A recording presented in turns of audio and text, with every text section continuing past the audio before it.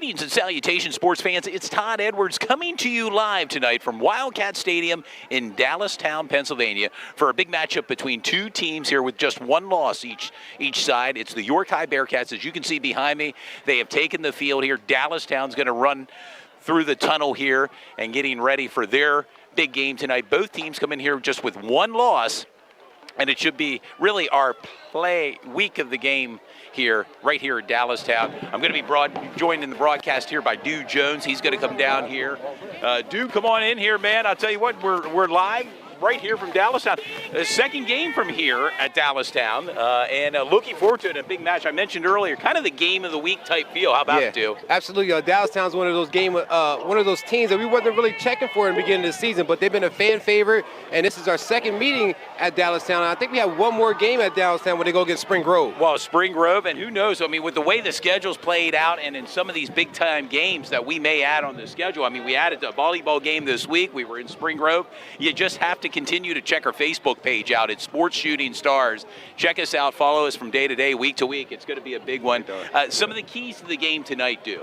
So I think some of the keys tonight is definitely going to be their playmakers. That's Kenny Johnson for Dallastown, of course. Dylan Lease, the quarterback, number 9. And just their front line, how much they can push back York High. And York High is always going to come with the push and the boom with Jaheim White, which is a.k.a. Florida. And, they have a good passing attack with Janaz Sims and also Sam Stoner's having a great year for York High, the quarterback. Yeah, some keys to watch tonight. You mentioned Kenny Johnson, the wide receiver for Dallastown, against Amaj Walker. How about it? The cornerback, really a lockdown corner for York High. Yeah, that's a great matchup, especially for the YIAA. I mean, there's a lot of good athletes out here, but that's some D1, prospect in Kenny Johnson. Kenny Johnson already has an opportunity with Toledo, and I know he's looking for more as a junior, Dew. Yeah, and absolutely. And Amaj Walker wants, as a sophomore, he wants to make his name known around the county and also beyond. That he's one of those guys you got to check out for and be an all-star. Well, his father is known throughout the county. How about it inside the squared circle? Yes, BJ Walker. Yes, the icon. The icon, BJ Walker. So, yeah, it'll be interesting to see all this unfold. I want to see Jaheim White, Florida, against this Dallastown defense tonight. Can Dallastown's defense contain him this evening here at Dallastown? And also, tonight's going to show if Dallastown's a real – I mean, they have a good ball club, but tonight's going to show their grit and how real they are in the YIAA. Because, like I said, Central's probably the favorite right now. But right now, these two teams are right neck and neck with Central. And, any team on any given night can win. And we're going to find out, and we're going to see it here momentarily. Here, the Dallastown players are, minutes away from entering the field here. We're going to make our way up to the broadcast booth, too, and talk a little bit more pre-game here with our sponsorships and everything, and some other keys to the game tonight. Yeah, absolutely. Want to tell the fans, also check out our YouTube chat during the live game. You can talk about the game. You can help vote on who you think the player of the game will be. Just like I said, I always say keep it classy. This is high school sports, and I know it gets very competitive, but this should be a great game tonight. Check us out. This game will also be on White Rose Community Television YouTube channel.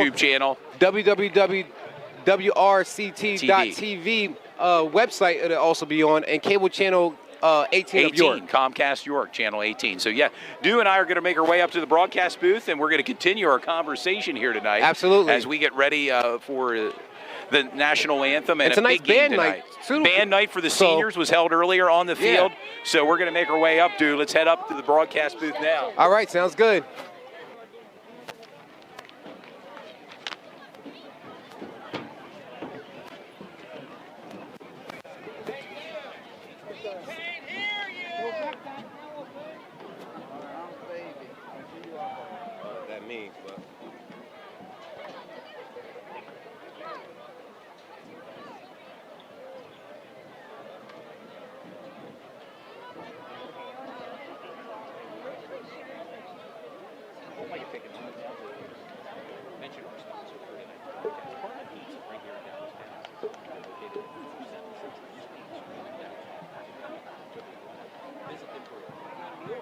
Post-game meal. Check them out. You can call 717-501-5608. Dine in or pick up only and visit Darren Bonaquisi, a huge supporter of Dallastown. Good evening and welcome to Friday night football action in Dallastown's American Legion Field at Wildcat Stadium. Dallastown Area Senior High School is proud to bring you tonight's YAIAA Division I matchup featuring the visiting Bearcats of William Penn High School and your Wildcats of Dallastown High School. We would like to extend a special welcome to the athletes, coaches, band, and spectators from York High. Dallastown, the YAIAA, and all member schools share high expectations for sportsmanship. During tonight's contest, demonstrate respect for all athletes, coaches, and officials. Be a good sport and enjoy tonight's football game. That little tunnel there, that inflated tunnel, a wildcat second grade.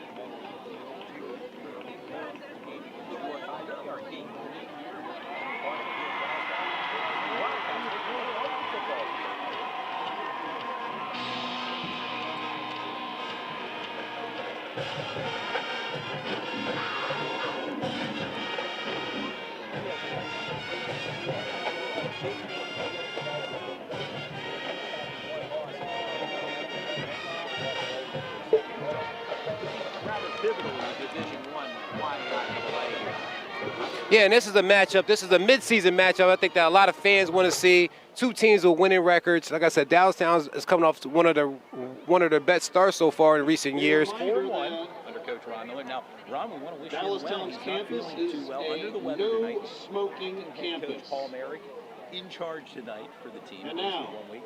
My understanding, talking to Dallastown officials, Coach Miller will be back next week at the helm. And I'm sure we want to wish Coach Miller a speedy recovery, and he gets well very soon. Pretty sure he's going to be watching this from someplace. Absolutely. Performs tonight's salute to America with the national anthem.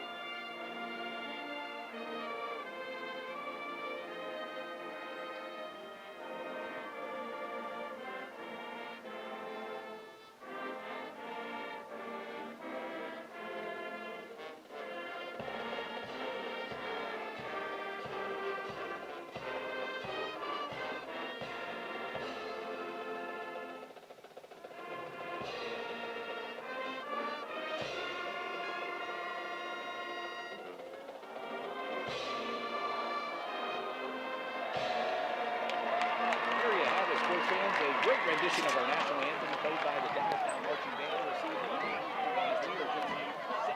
Tonight's officials are Tom Banks, Dennis Posey, Robert Gunther, Timothy Stahl, and Doug Kafalis. On the chain crew, Chad the Hitman Herman, Eric the Beard Verno, and Dougie B.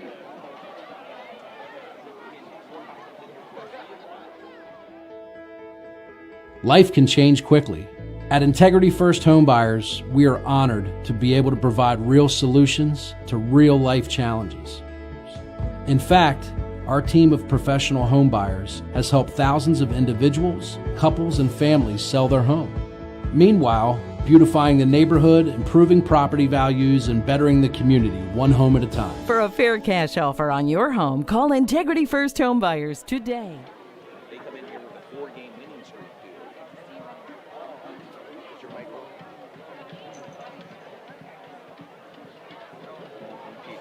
We're back, sports fans. Team captains met in midfield for the coin toss.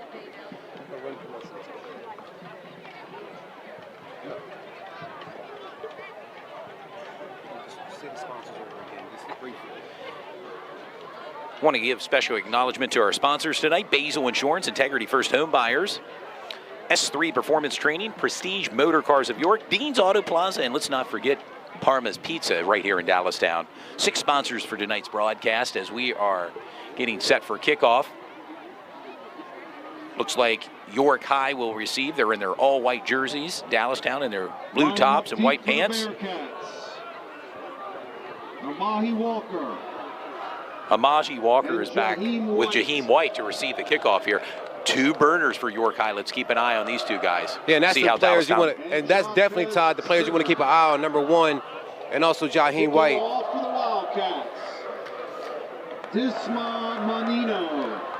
And I think Dallastown's ready to answer the call, to be honest with you, Todd. There's a lot of people wondering if this team's a real deal, and tonight they can solidify that if they're the real deal or not. They go against a stacked York High team. And we're off. Disman Menino with the kick, a short kick to the up man. That's a Johnny Jeshire with the carry up to about looks like the 35-yard line, and that's where York High will set up offensively, led by their junior quarterback, Sam Stoner, the son of head coach Russ Stoner, the lefty, number 11. Look to him. He has some targets here on this offense. Jaquez Simmons, wide receiver, along with Janaz Sims. And in the backfield, number 4, Jaheim White, or as he's known amongst his teammates, Florida. And expect a heavy dose of Jaheim White to start off the game right now in the backfield with the quarterback, Sam Stoner. Sam back in shotgun formation. He's in shotgun. And the give to Jaheim gets the White. ball. And gang tackle there by the Wildcats. Not much running room there to do on the opening. And keep an eye on number 9, Dylan Lease. He's also the quarterback for Dallastown, but he also plays outside linebacker. Yeah, he's a hard hitter, and he plays both sides of the field. Well, a dual threat, really. I mean, on the defensive side, and he's their quarterback. And Gavin Wentz also went on the stop. And let's talk about the crowd a little bit here tonight, Todd. It's a packed crowd on the Friday night at Dallastown Stadium. And a beautiful night for football here under the lights. Sam back, completes his pass to number 21, Janaz Sims with the completion and catch. And shout out to Janaz Sims. He just received a huge scholarship from Wingate University down in, I believe, North Carolina. So shout out to Janaz Sims and him working hard in the classroom. Well, keep an eye on, for York High number 64, their center, Joe Nelson, has committed to UConn, Division I school. And expect number 4, Florida, to get the ball here. He hits it. He's still running. He's still pushing. Still keeping those legs running out near the first down marker, and he may have gotten it. It looks like Jaheim White snapped up by a pack of Wildcats. And I believe they did get the first down.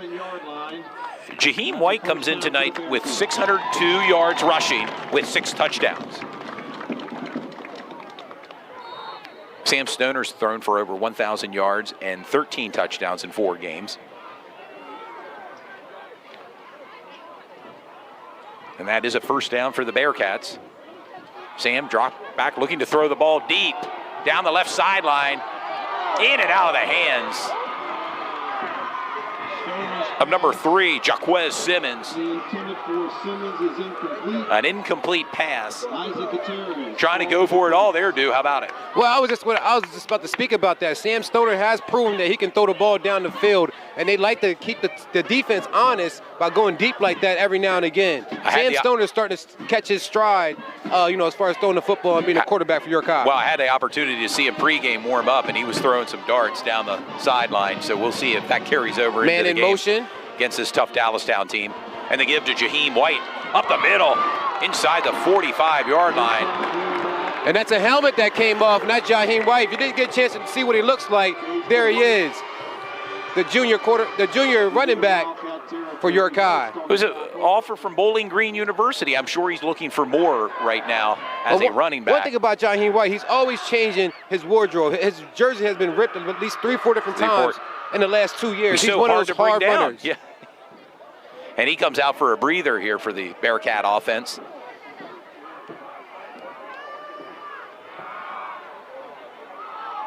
And Sam Stoner had to kind of throw that ball under a little bit of pressure there by the Dallastown defense. Intended for Price is incomplete. And what about the student section over there, Todd, for Dallastown? They're pretty loud. I mean, they have their own crowd and their own section. And I had a chance to see them pregame. It looks as if they're decked out in their Halloween gear tonight. Fittingly so. It's just the first day of October. I mean, the fall weather is here. And it does feel like it a little bit. How about it, dude? It's amazing. You turn the calendar, and it just like that, it feels like fall. And it's 4th and 1, and York High is going to go for it. You're seeing Dallastown can jump off sides.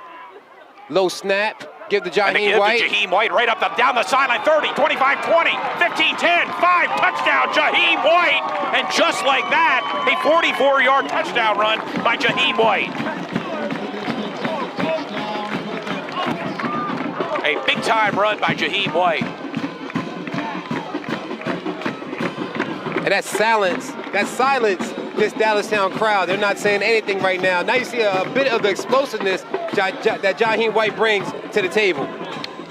No doubt about it. On a 4th down and 1, ran right up the middle on this Dallastown defense. And just like that, dude, with the point pending here, or they're going for a 2-point conversion, and they give to Jaheim White off the tackle and waltzes in for the 2 points. And just like that, Dallastown has an 8-0 lead. And Dallastown has to know you want anybody to have a great game except Jaheim White. When he starts getting the team rolling, I mean, they just feed off his energy. And it can be a long night for Dallastown if they don't stop Jaheim White. Well, I mentioned earlier as some of the keys to the game was one of my keys, running back Jaheim White versus this Dallastown defense. We happened to see it on the first series. Still plenty of time to go here in the opening quarter with 9:30 to go. We're going to get a chance to see the Dallastown offense out here, led by quarterback Dylan Lease and their star receiver, Kenny Johnson. And let's not forget their freshman. They have a freshman receiver as well, Michael Scott. Of course, Michael Scott, the freshman, have a lot of high hopes for him. A speedster, I believe runs about a 4.4, runs track as well. But Dallastown has shown that they're a resilient ball club. They went against Manhunt Township, and they traded punches back and forth, and they had to win in the game in the end. So, Dallastown know they're going to get punched in the mouth at least a couple times in this game. So let's see how they bounce back and how they recover from that York High quick score that happened in the first 3 minutes of the game. Yeah, and only lost to Hempfield by 7 in the opening week. And since then, they've been on a 4-game win streak here. Dallastown be getting set to receive the ball here for their first possession. Quarterback Sam Stoner is the kicker for York High, and that bounces out of bounds, and with that, a penalty due, which will set up Dallastown with nice field position here.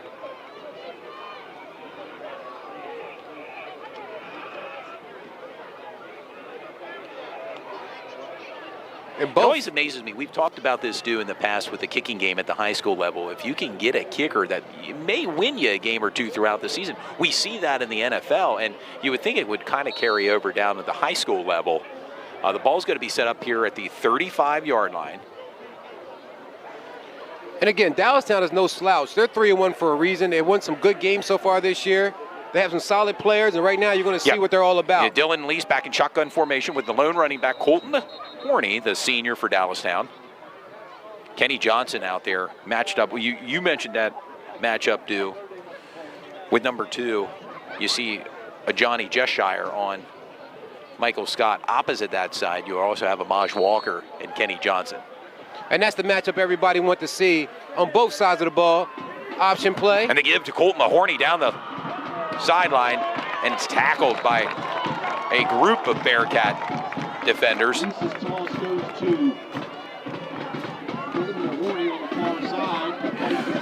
Got to let the fans know we are on the visitor side tonight because over in the Dallastown section, there's a lot of cameras up there. It's a small box. Probably one of the smallest press boxes I've seen. Absolutely. It gets very crowded in there. There's a lot of noise and different voices talking, and I just hope with the people on this side just don't throw stuff at us. You know what I mean? As we're calling the game, be very respectful of us. We've been out in the elements before, and it's a fun time to do so again tonight. They give to Colton Mahorney, trying to find running room. It looks like Two right running now, plays for Dallastown. Yeah, it looks like right now Dallastown is trying to establish that running game. As we said before, their front line is pretty stout. They can move guys back. So we'll see how much success they get from running the ball. I like the option play. That's one of those plays that Singletary Nicholas Singletary, he really explodes off that option play, and I see more teams starting to run that play more often. Nicholas Singleton, of course, from Governor Mifflin, the number one running back in the country right now. Yeah, trips formation now for Dallastown. And the pass completed to Kenny Johnson, and he breaks free out to midfield inside the Bearcat. What a catch and run after. Kenny Johnson, as good as advertised do, as you can see there with that play. And as we said before, Kenny Johnson is just a freak of an athlete. He also wrestles, he plays football, he runs track. I'm pretty sure he can play anything that he puts his mind to. And I got to give a lot of credit. I mean, he makes those yak yarders after the catch. He makes yarders after the catch, and he put his head down and made a really hard run against number 2. Yeah, now matched up on the far side against Amaj Walker, 1 versus 1 there. And then back to the running game here. Colton Mahorny, not much going there. Off tackle. And again, both teams want to get their guys fired up. So you want to get the ball to Kenny Johnson a lot of times in the first quarter because, again, teams, really rely off of what he does. And also Dylan Lease. Dylan Lease can run the ball, put his head down, and get a lot of yardage for Dallastown, number 9. Number 9, yeah, keep an eye on number 9. Of course, number 1 for Dallastown, Kenny Johnson. In the backfield, Caleb Fox as well, number 33 for Dallastown. Millen back in shotgun formation, looking to throw the ball deep downfield. There's Kenny Johnson one-on-one, and he caught it, dude. What a catch by Kenny Johnson. Well, you knew it. You knew it was going to happen. It was just a matter of time. You knew it was going to happen. Kenny Johnson already has an offer for University of Toledo. The way he continues to play, I have a feeling there's going to be more colleges, D1 colleges coming at. Absolutely. And that was about a 40-yard pickup. I'm sorry, 45-yard pickup that puts the ball down there on the 11-yard line, putting Dallastown in great position for a touchdown. Ball on the 11-yard line of the Bearcats. The Wildcats threatening here with 6:37 to go. And you see that man-to-man coverage now. A timeout called now by Dallastown. And you see a quick change-up that, now Amaj Walker, number 1 for York High, is now matched up against Kenny Johnson. And I know that's the matchup that we featured and talked about. You talked about and, the first time, a few times, Amaj Walker was not on Kenny Johnson. He caught that long ball. So, as any leader would do, Amaj Walker is taking the step up and said, hey, I want him in the 10, 11-yard line. But expect Kenny Johnson to get a ball thrown up to him or on a slant route and see what he can do with that play there. Also like to make a mention of our sponsors tonight again: Basil Insurance, Integrity First Home Buyers, S3 Performance Training, Prestige Motor Cars of York, Dean's Auto Plaza, and Parma's Pizza of Dallastown. 6 big sponsors for tonight's broadcast. And glad you can join us on this Friday night. Hope you have your bottled water and popcorn and are watching in the comfort of your own home tonight as we bring the game to you. And a quarterback keeper there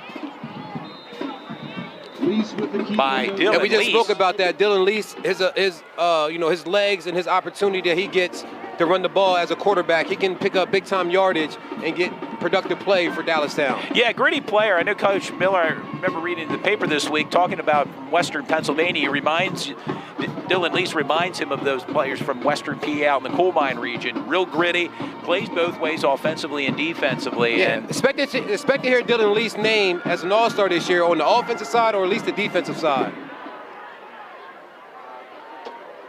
Looking to throw the ball. And picked off. An interception by the Bearcats, number 13, down the sideline, Terrence Price, and a big-time hit out of bounds. That was Connor Dayhoff with a big-time tackle.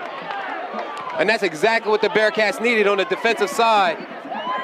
This crowd is fired up off that interception, and so is the York High Bearcats. And a flag is down here late. We're going to see what this is about. And that flag, I believe, was a face mask against Dallastown or unsportsmanlike conduct against York High. I'm not 100% sure.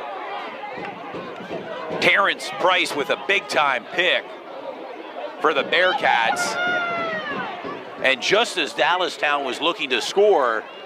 And Dallastown did a great job. I think they targeted Kenny Johnson a little too heavy that time on a slant route, and he was double teamed. So, it happens. They have to bounce back and play defense now.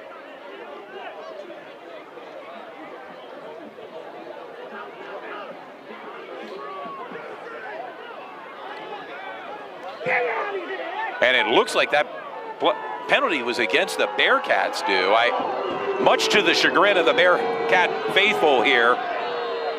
And that was a rough tackle by one of the Dallastown Cougars. Dallastown That was number Wildcat. 74, Connor Dayhoff. That was a tough tackle. It looked pretty violent, and it looked like it may have been an illegal tackle. But, like I said, from the advantage of the referee, he may not have saw that. Well, it pushes the Bearcats back. They retain possession here. The ball will be set up on the 28-yard line. Key thing, Yorkai has the ball back, stop Dallastown from getting that touchdown inside at the 11-yard line, and now they can just go back to the ground game. And I know number 4, Jaheim White's not tired. It's still the first quarter. He already has a touchdown and around, a big-time run, 44-yard. Yeah, 44 yards. Run. But let's not sleep on the receiving core here for the Bearcats. They have some speed on the outside as well. And they give to Jaheim White, looking for running room, breaks the outside up the middle, past the 35-yard line. And I have to also let you know, Todd, I seen a couple scouts out here in the crowd this weekend. In the crowd tonight. I see Millersville's here, and I don't know who they're looking at, but that's a big-time Division II high It's a D2 school, college across the river. That I know a lot of these players will be very happy to go to. Yeah, and really, let's face it, dude, this is the game of the week here. This is where you want to be, or in the comfort of your own home watching Sports Shooting Stars this Friday night. We thank you for tuning in. Quick hitter on the outside. Not much going there. Jaquez Simmons with the catch. Simmons on the near side. Going to have 2 commercials that's going to be running today as well, Todd. Integrity First Home Buyers. That'll be at the end of this first quarter. And also Dean's Auto Plaza. Going to run his ad as well. Well, York County's #1 giant truck and car wholesaler, Dean's Auto Plaza. You'll be hearing from them later in the broadcast. Big shout out to Bruce. Bruce is one of our guys that help us have that connection so they can be one of our sponsors. York High with the ball. 3rd and 3. Ball on the 35-yard line. Pass complete to number 3, Jaquez Simmons. That should be enough for a first down, dude. That's going to move the chains for the Bearcats. With 4:10 to go here in the first quarter, the Bearcats 8, Wildcats 0. And I think it's important, Todd. You notice right now how loud Dallastown was when the game first started. It's still the first quarter, and their student body and everybody's kind of quiet over there. They had to give their team some extra, little this Bearcat faithful going. Came alive on a couple big plays here. They're well represented here tonight at Dallastown. Absolutely. York High travels well. And that play never had a Wildcat chance. Defenders, not at all. Jaquez Simmons looking for running room, and Dallastown was not going to allow him to go very far on that play. And as you see, Todd, fans are still pouring in to come watch this game. The stands on both sides are full. Full, and with the crowd they have here tonight, I hope there's a lot of viewers for Sports Shooting Stars, dude. Yeah, that's always the goal. No doubt about it. Sam Center back in shotgun formation for the Bearcats. Jaquez Simmons in motion. And the rush is coming. And Sam just had to unload that ball there. Dude. Yeah. Number 55 for Dallastown. Ethan Vargas. And wasted no time getting in the middle. Quite a presence from our vantage point up here. Number 55, sporting pink as Cancer Awareness Month. Yes. You'll see a lot of pink this month alongside with a lot of sports activities and sports events representing pink breast awareness and cancer also. Bring up a 3rd down for York High.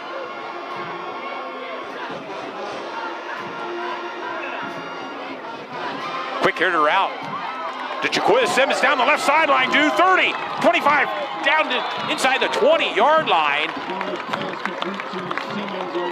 Man, those little quick duck plays for Sam Stoner really works out because he has speedy receivers that can make those yak yardage, yards after catch. And that was on display again, and a lot of speed for the Bearcats.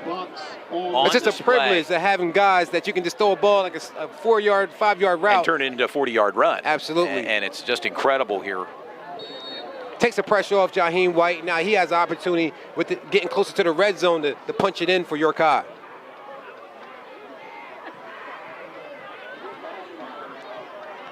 The give to Jaheim White. Spins out, tackles, looking to break outside down the right sideline, inside the 10. And a nice run by Jaheim White. He will not go down easy, do you notice that? No, he won't. I'm going to give a lot of credit to Sam Stoner on that play there, following and being a big-time blocker for Jaheim White to help him get those extra yardage. And right now, it seems like Dallastown's sort of shell-shocked. Yorkai comes in here, somewhat of a favorite, and they're showing why. Yeah, came into tonight's broadcast with just one loss apiece. Still plenty of time here, opening quarter. Give to Jaheim White, looking for running room. And easy touchdown for Jaheim White. His second touchdown, a 9-yard run for Jaheim White. And that makes you wonder a little bit, Todd, seeing the way Jaheim White gets down the field, almost untouched. He's not touched after 5 or 6 yards. And, with Dallastown's front line, that's going to be very disappointing for the rest of this game, knowing that Jaheim White can go about 5, 6 yards before a player even gets a chance to touch him. And it looks as if they're going to have the offense stay out for a 2-point conversion here for the Bearcats. Jaheim White back in the backfield there with Sam Stoner. 2 receivers, far side of the field.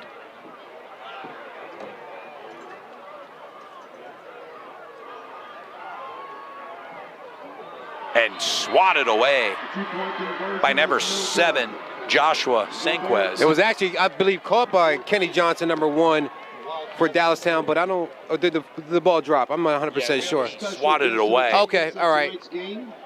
Bruce Ross is a 1959 graduate of Dallastown. Fans got to bear with me. I'm also doing camera work tonight, so it's a little bit of a dual duty going on right now. This is the first game ever held in this stadium in the fall of 1958 when this campus was built. Welcome back, Bruce Ross. Bruce Ross, the first ever Dallastown Wildcat in the fall of 1958, being introduced to the crowd here as this campus was built back in 1958. Back, I believe, under the Eisenhower administration, if I know my presidential history.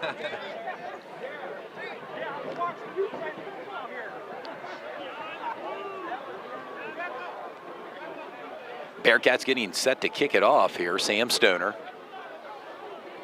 I mentioned it earlier about the kicking game, Isn't it interesting? Sometimes you think you maybe could be able to recruit a soccer player to come in and strictly be your kicker. Squib kick to number 5, Colton Lahorny, and it looks like he tripped up there on the turf. Todd, I believe as the game starts to evolve, and the more we see, big-time players and, teams that go far in the playoffs, I believe the kicking game is so important. That's one of the first things I believe any team should go looking after as a kicker, because that can really give you in good positions when on a kickoff, on a punt, or even an extra point. Extra point. And well, we see it. A field goal. And look at the Baltimore Ravens just the last Sunday. Justin Tucker, a 66-yard field goal, an NFL record. When you have that weapon, you can kind of gloss over a lot of other maybe weaknesses of your team when you have a strong kicker. And again, a good place to find some of those kickers is on the soccer team. Dylan Lease, Kenny Johnson in motion for Dallastown. And a pass rush coming in and taken down. Looks like by number 57, Montrez Jackson. And it looks like Dylan Lease didn't have an opportunity to fill that pocket presence of Dylan Jackson coming. I'm sorry, what was his first name? Montrez Jackson. Montrez Jackson didn't feel that pressure that Montrez was bringing up. He was coming in. A heavy pass rush there by the Bearcats.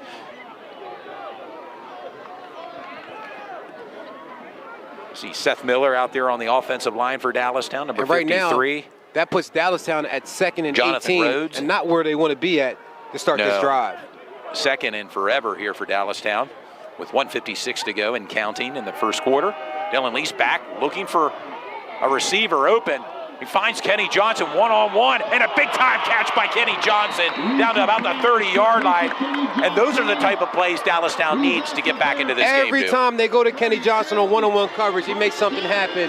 That was a big-time play. And as you can see, he's one of those receivers that doesn't just stop. He's always trying to make a play and to help his quarterback, catch the ball. And very sure-handed as well. And the crowd is starting to... and the student base, they're yelling, Kenny, Kenny. Yes. And that's 2 catches right now. Well, 3 catches, I believe, in total, and he has around 80 yards so far in 3 catches. Dallastown Now, as we said, moving scouts the ball are here tonight looking at both teams. Ran into a Millersville football coach as I was walking up here, so. Well, it makes sense. I mean, with the talent that's out here on the field and really this game of the week that we have. Well, just mentioned last week, James Franklin was over at Central York, and I mean, that was a big deal that made the newspaper. It was quite the spectacle. And there may have been there's a penalty. They're moving the chains. Against York High. And if I'm not mistaken, that's a 15-yard penalty. Yeah, and down inside the 20-yard line. This sets up Dallastown. Great field position here. And right now, Dallastown probably wants to run the ball and see if they can get between the tackles and see if they can grind it down to into the touchdown. Well, number 33 in the backfield, Caleb Fox for Dallastown. Michael Scott, trips formation out there for Dallastown, the receiving corps. And a quarterback keeper by Dylan Lease, looking for running room. Lease with the keeper. It's pretty crafty with that option running play of sorts. How about it? Those RPOs and Dylan Lease, his power, he's going to be able to run the ball, you know, anytime he really wants to and probably get positive yards. Brings up a second down for Dallastown. We're just over 1 minute to go here in the opening quarter with your score, York High 14, Dallastown 0. We thank you for tuning in to Sports Shooting Stars tonight. A magnificent night for football under the lights. We go from Volleyball Tuesday to high school football tonight, They give to Caleb Fox. And not much running room there. And there's nothing in that middle. York High has solidified so far that you're not going to run up the middle. You might want to try those edges, or again, go back to Kenny Johnson. Yeah. Haven't heard much from Michael Scott so far, and he's one of those guys that goes in motion and come around and has a lot of speed. So expect him to get 1 or 2 plays like that. Yeah, Michael Scott, for fans at home, is number 6 in your program. And he's only a freshman, so he has time, and they want to work him into the offense. But expect him to get the ball in the end around. Isaiah Baker work his out speed, there getting on the edge. as a receiver. Looks like some movement along the line there. A flag thrown. And with that hard count, Dylan Lease got York High to move, and that's going to give them 5 extra yards. 5 extra yards there, which moving Dallastown closer to the goal line here. And if you're Dallastown, you'd like to punch it in here with 15 seconds to go here in the opening quarter from Wildcat Stadium. It's been a very interesting opening quarter, the first quarter.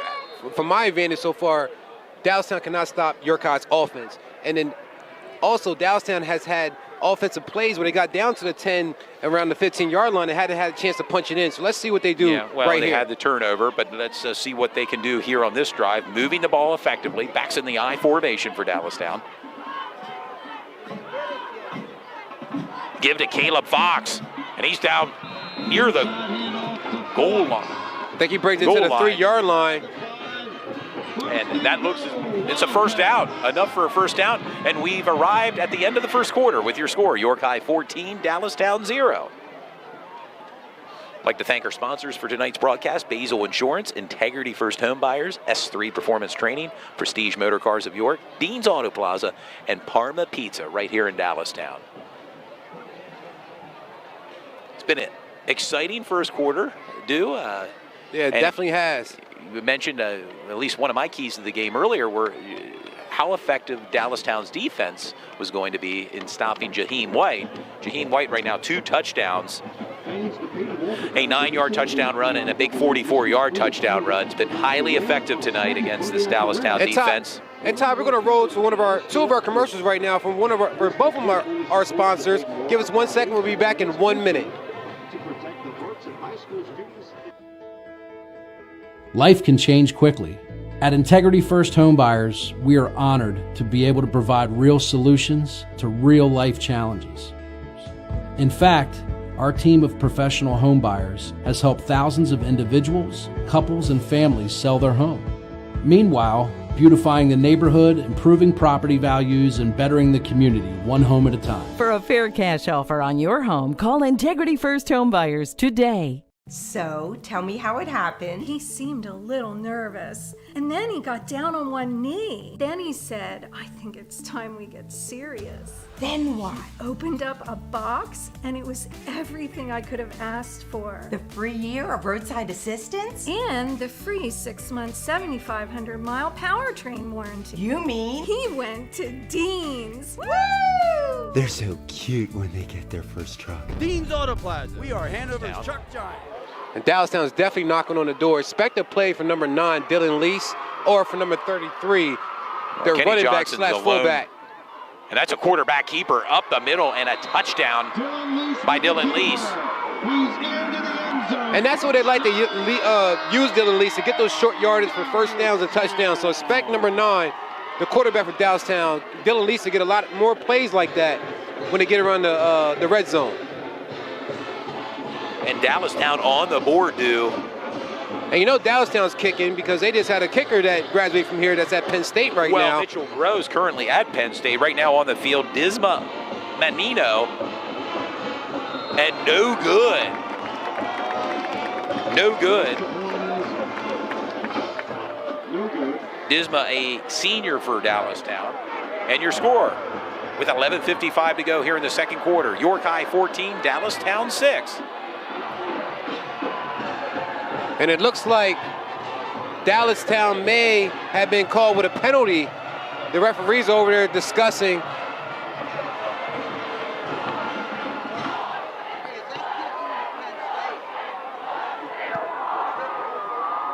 I'm going to show the student body there for Dallastown. They're very animated.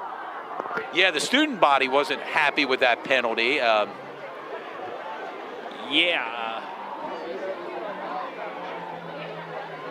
Always got to like the student sections. We were up at Spring Grove earlier this week for the volleyball game, very vocal. And the Dallastown voted by the newspaper, I believe, as one of the most vocal student section in football just a couple weeks ago. Well, you can see why. They're loud You can in hear here it, tonight. no doubt about it. It's and they're excited for their football team. You know, they're doing a great job this year. Dallastown's coming out, you know, ready to play with some big boys. Like I said, Yes. York High, Mahon Township, 3-1 record. Only lost by 1 touchdown against Henfield. Yeah, they come in with a 4-game win streak, too, so they're on a roll as well here in Division I YIAA. Menino getting set to kick off for Dallastown. Special teams unit on the field.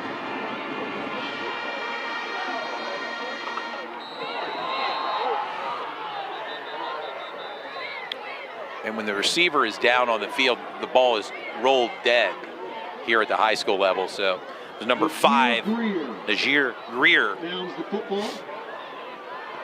with the pickup on the ball. And it'll bring up Bearcats offense here with 11:52 to go. The ball looks like it'll be set up at about the 31-yard line of the Bearcats. Yeah, Mitchell Grow was a kicker and punter here for Dallastown, who's made his way up to Penn State. Was a preferred walk-on at Penn State, I believe. Yes, exactly. And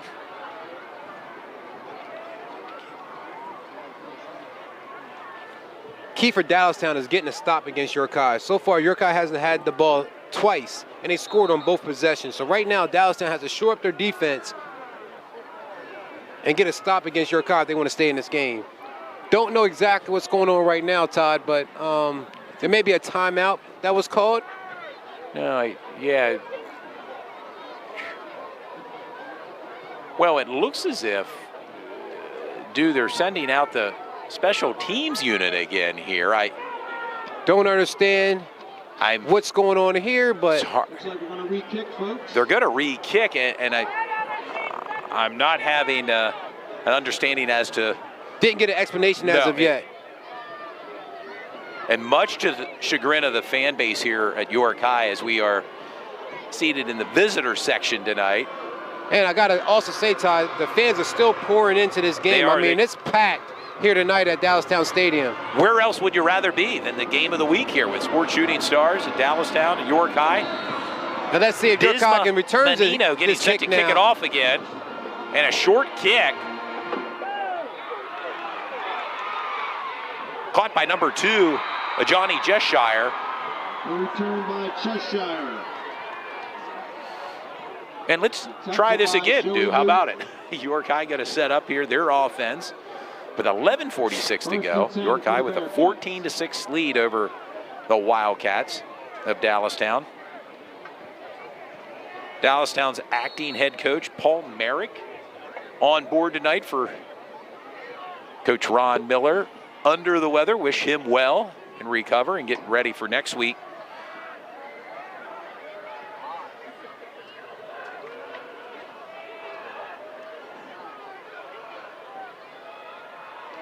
And the shovel pass to number 3, up the middle. Dude, that's Jaquez Simmons. He could be gone 40, 35, 30, 20, down to the 12. Oh, he made a cut. Jaquez Simmons, his athleticism and his speed, I can't believe it, dude. A flag is down, and that may be coming down, but what a run by number 3, Jaquez Simmons. And it looks as if it's coming back.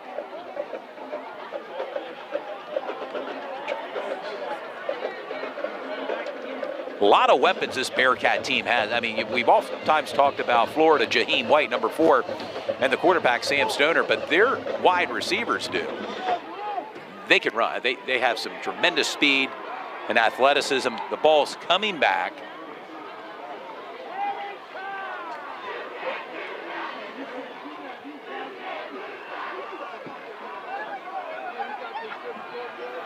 And that's going to back up the Bearcats here. And that's about a 65-yard run negated by that penalty. Sets up ball on their own 27-yard line now for the Bearcats. Sam Stoner back in shotgun formation. Lone step back, Jaheim White in motion. A quick pitch out. Stoner's pass complete to Janaz Sims there with the catch. Number 21. Janaz Sims. Another playmaker for this Bearcat offense. And they've really been a team that's been on the roll, too, after suffering their opening season loss with Governor Mifflin. We were there for that broadcast. And we were all set last week to broadcast the Bearcats game with Spring Grove, and unfortunately that was canceled, or at least postponed. Also want to let the fans know that there's an issue with the scoreboard right now, but we'll fix that as soon as there's a timeout. We get an opportunity to. Sam Stoner in shotgun. Looking to go deep and overthrew his intended receiver. As we said, we're just a 2-man staff here tonight until our videographer, Belinda Morales, pulls Janaz up. Sims. Well, sometimes, you know, we have day jobs to attend to, right? Absolutely, absolutely. So we get here and break free. But right now the score is 14-6. York High is up with 10 minutes and 24 seconds to go in the second quarter. Ball set up on the 3rd and 15 yard line of the Bearcats. So York High needs a big play right here with the ball on the 32-yard line. Looks like that's going to be a timeout call by Coach Russ Stoner. With 10:24 to go, your score, York High 14, Dallastown 6. And it's been an exciting game so far here in the second quarter from Wildcat Stadium. And we thank you for tuning into tonight's broadcast. Take this moment to give a shout out to our sponsors tonight. Basil Insurance, our good friend Greg Basil of Basil Insurance, family owned since 1999. Basil Insurance has affordable insurance and has been sponsoring us for the 4th straight season. They're located right here at 2210 West Market Street in York, Pennsylvania. Integrity First Home Buyer, sports enthusiast Eric Brewer of Integrity First Home Buyer of York's been an avid supporter of the program for the past 5 seasons. Located at 2500 Kingston Road, York, Pennsylvania. Give them a call at 717-718-0858. S3 Performance Training. Looking to get in shape? Or are you a student athlete that wants to get better? Contact John Turpak or Ron Johnson at S3 Performance Training. And we're back with action here. Sam Stoner looking to throw the ball in and out of the hands of number 3, Jaquez Simmons. Incomplete. And that's the first stop for Dallastown against that York High offense. So that's definitely what they needed. Down 14-6 in the second quarter. Yeah, no doubt about it. We're going to see what the Bearcats can dial up here. It looks as if Sam Stoner back in punting formation here, and Kenny Johnson set to receive. Lining up to punt is Stoner. Johnson is deep for the Wild. And Johnson is deadly back there. Boy, for Dallastown to break one free and take it to the house. In and out of the hands. And I believe number 10, Tyler Buss, was there for the pickup. That could have been another very costly turnover for Dallastown. One turnover right now for Dallas. And that turnover really changed the projection of the game in the first quarter because they were knocking on the door to tie the game up. And with that turnover, York High had an opportunity to go up 14-0. We mentioned our sponsors, S3 Performance Training. You can contact them, s3performancetraining.com, or give them a call at 717-542-4247. Also, Prestige Motor Cars of York. Owner Jesse Ferber has been a longtime friend of the network and supported us for the past 3 seasons. Dylan Lease out right now, number 12. Owen Strauss, the quarterback, and a big run by Colton Mahorny. He's into Bearcat territory. That's a big first down. Dallastown likes to rotate their quarterbacks between Dylan Lease and Owen Strauss. And right now, Strauss on the field, and a big run by Colton Mahorny. Terrence Price with the tackle. And that was a great play from Mahorny. Got them an opportunity to get down past the 50-yard mark with 9 minutes and 45 seconds to go in the second quarter. Yeah, they're in Bearcat territory now, under 10 minutes to go. And a flag down. And as fans can see that matchup right there between the number 1s, and that's Kenny Johnson versus Namaj Walker. And that penalty is against Dallastown. Yeah, it looks like the center tried to snap the ball and just not in sync there with the quarterback.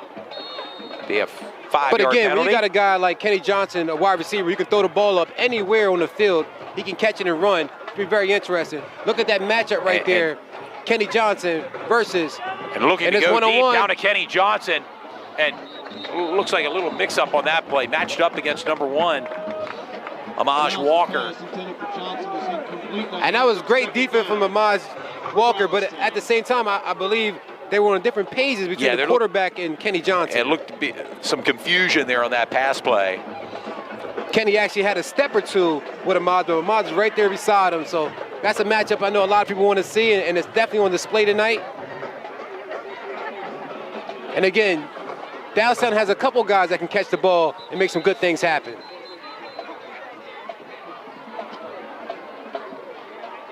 And a timeout by Dallastown right now. That will leave them with 1 timeout to go before halftime. York High has 2 timeouts remaining.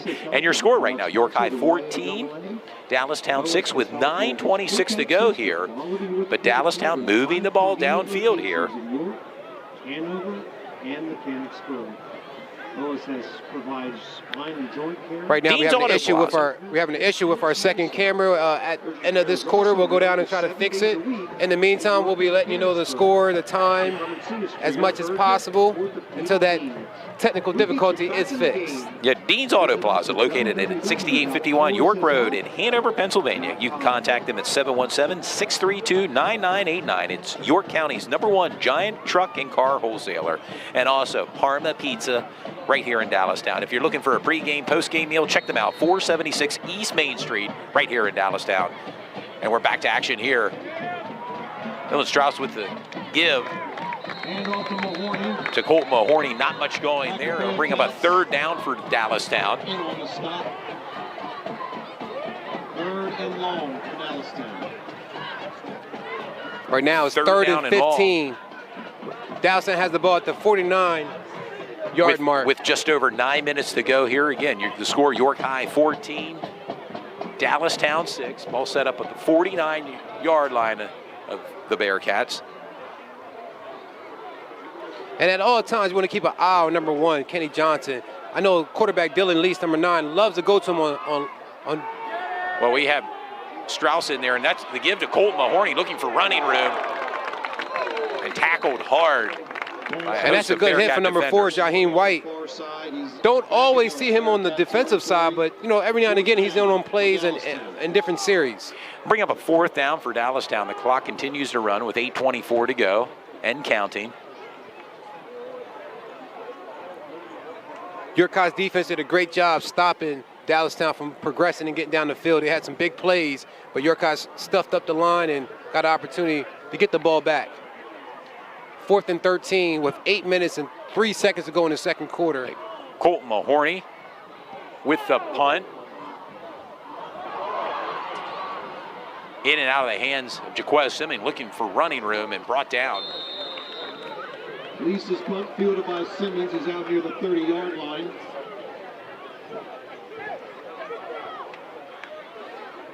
$7:51 to go. Get York High 14, Dallastown 6. You mentioned it earlier, too. A nice crowd has gathered here tonight at Wildcat Stadium for this big matchup between York High and Dallastown. None of us up here can figure out what kind of dog it is, but it is cute. There's a fumble. Sam Stoner dives and on it. Recovered by quarterback Sam Stoner.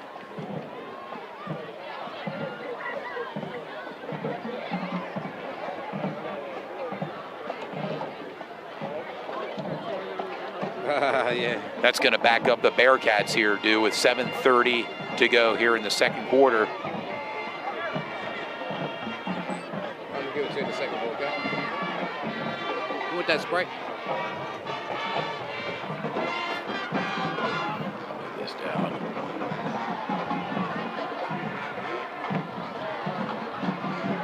Sam Stoner looking to throw the ball deep down the sideline to Jaquez Simmons, in and out of the hands of the intended receiver, Simmons. Pass intended for Simmons is incomplete. Second. Covered by Isaiah Baker and number 10, Tyler And just Buss. like that, Dallastown is doing a great job. Dallastown is doing a great job on defense against York High. Sorry, I was walking around a little bit.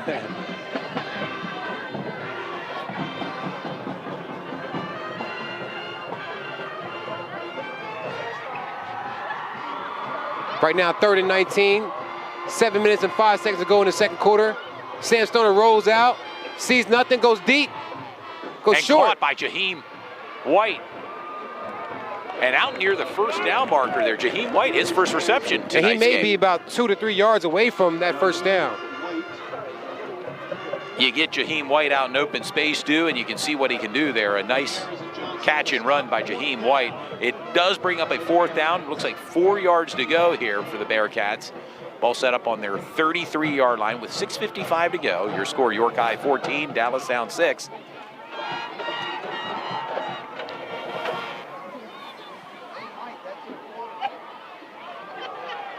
And looks as if Sam Stoner's back in punting formation here. Kenny Johnson back. 4th and 4.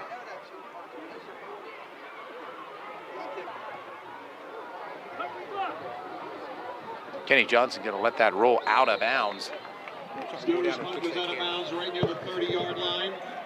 With 6:47 to go in the second quarter, it's York High 14, Dallastown 6. Dallastown's possession here coming up.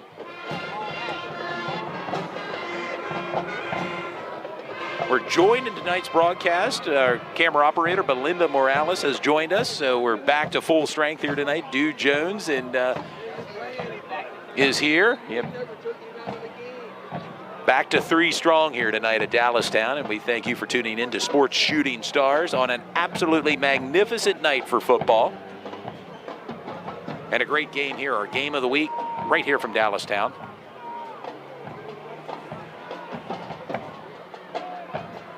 Dylan Lease back in quarterback for Dallastown. Quarterback keeper, not much going there. Tackled by a bevy of York High defenders there.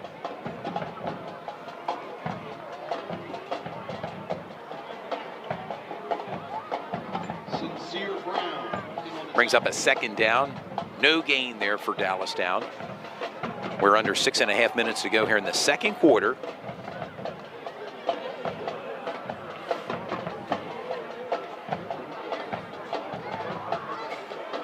Backs in an I formation. Dylan Lease under the center.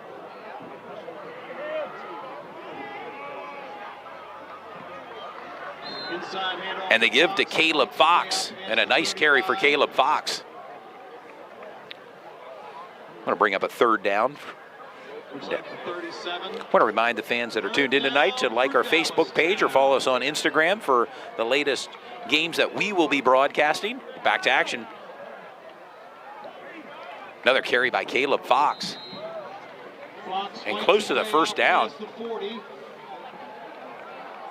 And move those chains. First down for Dallastown here with 5:41 to go in the second quarter. And a new set of downs for Dallastown.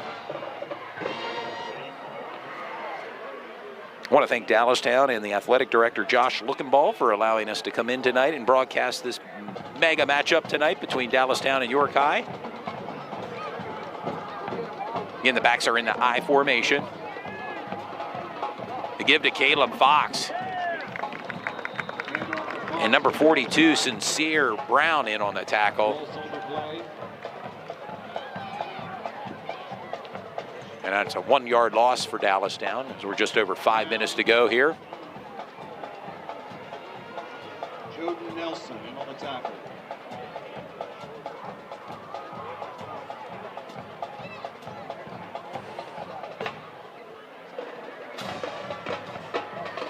Catch Sports Shooting Stars all month here in October as we'll be bringing the games to you, whether it be football or maybe another volleyball game or two. Dylan Lease looking back, throw the ball deep to Kenny Johnson down there in one-on-one coverage and catches it. A big-time catch down to about the 25-yard line of the Bearcats. And a big pass and catch. And Kenny Johnson with a big-time play and a big throw there by Dylan Lease. With just under 4.5 minutes to go in the second quarter.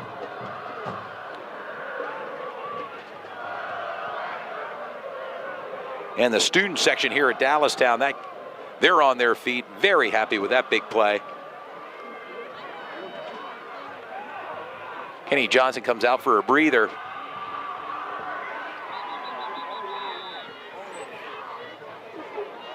And a timeout called by Dallastown. That'll be their third and final timeout here before halftime with 4:10 to go. Again, York High 14, Dallastown 6. Your Sports Shooting Stars planning to be back next Friday with another broadcast. As of now, we're broadcasting the Red Lion at York High game, but sometimes with fan voting and game of the week feel, continue to follow us on Facebook through Sports Shooting Stars or Instagram.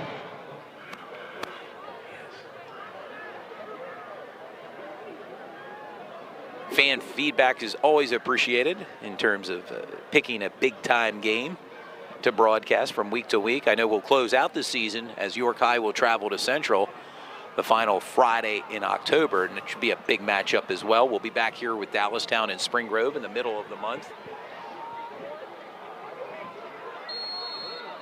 Backs in an I formation for Dallastown. Caleb Fox with the carry off the left tackle, down the left sideline. Hand off to Fox, he's around the near side, looks like he's down inside the 20. Inside the 20-yard line for Caleb Fox. Cheshire with the tackle.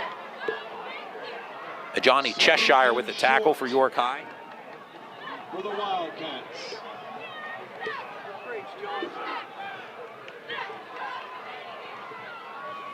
Yep, backs are in an I formation for Dallastown. Just over 3.5 minutes to go here in the second quarter. And they're sticking to the running game. Caleb Fox. First down for Dallastown.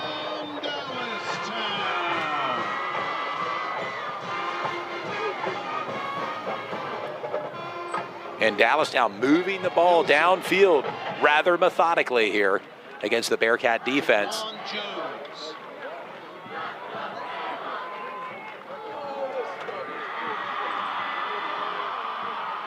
Trips formation for Dallastown. Dylan Lease back. And bounces off. Big time play there. Caleb Fox bounces off the defender like a ping pong ball. And a flag down on the play. Sincere Brown. And looking at some of the Dallastown offensive linemen, it looks like it may be against Dallastown here. We're going to wait to see the word here.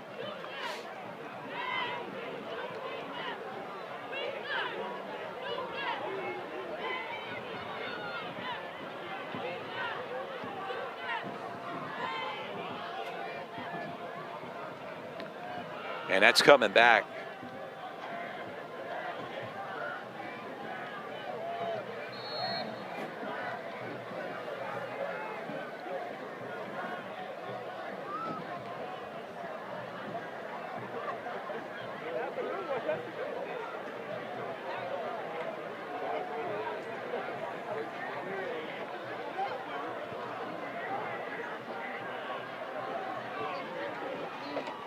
Dylan Lease looking to throw the ball.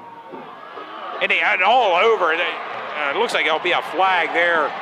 Johnny Amaji Walker was all over Kenny Johnson. That's going to set up the ball at about the 1 yard line for Dallastown. Amaj Walker mugged Kenny Johnson on that play.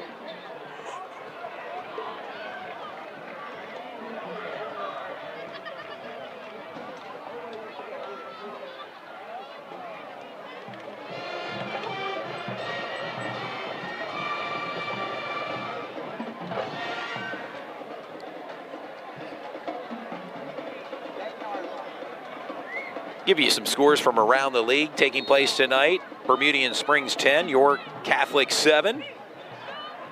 DeLone Catholic 28, Biglerville 0. And we'll get back to some more scores here right after this play. The give to number 33, Caleb Fox. Off to Fox down inside the 10. You know what? Well, I'm back, Todd. I believe our scoreboard is back on deck right now. There was a play that actually ran into our camera and knocked our camera over. That's what knocked our scoreboard off. And, you know, having a short staff like we do, I mean, we could have somebody else down there, you know, but it's we're operating. We're at full speed tonight. Now we're back to 3 here. Oh, right? man, I saw some big-time plays when I was down on the field between Amaj Walker and Kenny Johnson. Kenny Johnson, Amaj Walker, that matchup is everything that's televised. It's a different perspective being on the sidelines, isn't it, Dude? A rollout by Dylan Lees and brought down hard, and another flag down. And that's a tackle by committee right there for York High. Kennerdale 14, New Oxford 7.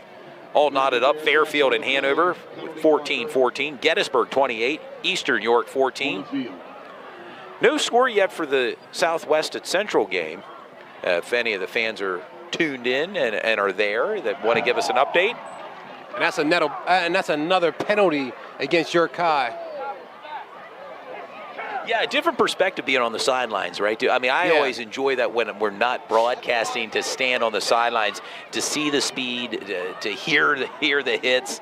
It's a different perspective being down And they're bigger, stronger than what you think when you see them on TV versus when you're down on the field, as you said. Or conversely, being up here in the broadcast booth. And the speed is incredible when you see how fast they're moving down there, from the big men to the special teams guys, to the skill players. Yep. You know, they're all down there moving at a high rate.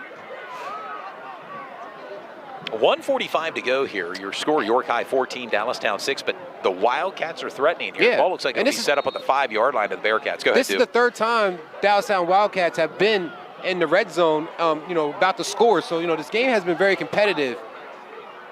Dylan Lease, that's what they love to do. Keeper there, and Dylan Lease up the middle, and I believe that's a touchdown, dude. And that's his second touchdown of the night. Oh, we're awaiting word there by the sides, Judd. He cuts his way down near the goal line. Near the first and goal. dude. From our vantage point, that ball looks like it's maybe inches away from the goal line, from our vantage point. He didn't get the touchdown, but this may work in Dallastown's favor with 1 minute and 35 seconds to go. They can just keep working that ball down and go into halftime with a tie score. And another quarterback keeper off tackle, and there it is, dude. Now a touchdown for Dylan Lease.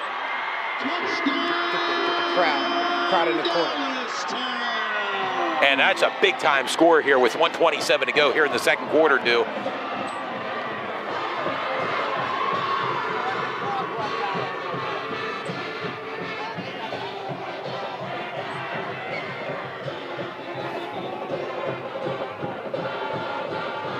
And we're in for a great contest tonight between these two schools. I want to remind the fans that are tuned in, do not go anywhere post halftime here. This could come down to the final second. Yeah, and I would assume that Dallastown's going to go for a 2-point conversion to tie this game up, to get that momentum going into the halftime. Like I said, this is the third time that Dallastown had an opportunity to score in the red zone. They scored 2 out of 3 times. Yep, and again, you see this matchup. Trip formation out there. Michael Scott's out there along with Kenny Johnson. Fox in the backfield. Quarterback keeper fake, and it looks as if he got it due to the 2-point conversion by Dylan Lease. He's a scoring machine tonight for Dallastown. When they need those couple yards for a 2-point conversion, for a first down or for a touchdown, they like to heavily rely on Dylan Lease. We have noticed that before in the other games that we televised, that Dylan Lease is great for a short yardage pickup. And just like that, we're tied up here at Wildcat Stadium, 14-14, with 1:27 to go before halftime. Also have an update from the Central York game from Keith Still. The score right now is 39-0. Central's up with 2 minutes and 48 seconds to go in the second quarter over Southwestern. That was one of the other game we were considering to broadcast tonight, remember, this week. And what a game for Central. They're just continue to be on a roll. 39-0, dude. And again, some of these teams, they get shell-shocked, as I say. You go against a perennial, top team in your division, and you think you can hang with them until you get hit a couple times. You realize how strong and powerful and how well they're put together. And I think that's what's happening right now against Southwestern, against Central. Southwestern coming into the game undefeated, but it looks like they may walk away with a loss. One loss. Oh, I'm sorry, one loss. They did have one loss, and a squib kick of sorts there for Dallastown. And a Johnny Jeshire, are they saying he was down? They're saying that he was the ball. I believe they're saying the ball touched the ground. Not his knee, but the ball touched the ground, which declares him down in the high school division. Looks like the 35-yard line. But Johnny Jeshire was ready to take it to the house on that play, We also want to tell the fans, tune in, especially for the second half, and help us with the Player of the Game nominees. Parmer's Pizza of Dallastown is going to give away a dinner of 4, free large pizza, free appetizer. And their shirt as well. 4 fountain drinks. We're giving away a Player of the Game shirt. A lot of publicity as far as exposure and talking about their performance. Darren Bonaquisti, a big sponsor of Dallastown Athletics and a big part of the Dallastown community. And a big sponsor for our games here. Yeah, you can always find Darren somewhere on the sideline. His son Blake also watches the game all the time. Saw Blake earlier pre-game along with Darren on the sidelines. Jaheim White with a carry down the left sideline, and he's going to go down the left sideline, 40, pushed out of bounds. And that's by Kenny Johnson. By number 1, Kenny Johnson. And if it wasn't for Kenny Johnson, Jaheim White would have went the whole 88 yards to a touchdown. I'm sorry, around 70 yards to a touchdown. Jaheim White, you see that burst of speed when he gets open, and it was on display there with 1:15 to go here. It's tied up. Dallastown 14, York High 14. But York High threatening here. Sam Stoner back in shotgun formation. The lone setback, Jaheim White, and the give to Jaheim White off right tackle, looking for running room down inside the 25-yard line. Man, that's just a backbreaker for the Dallastown defense to come off that big drive and that score to tie the game up, and then 2 plays. York High has the ball, pretty much ran 60 yards in 2 plays, and now has the ball at the, what is that, Todd? The 21-yard line. Looks like the ball set up at the 21-yard line of Dallastown. Oh, crap.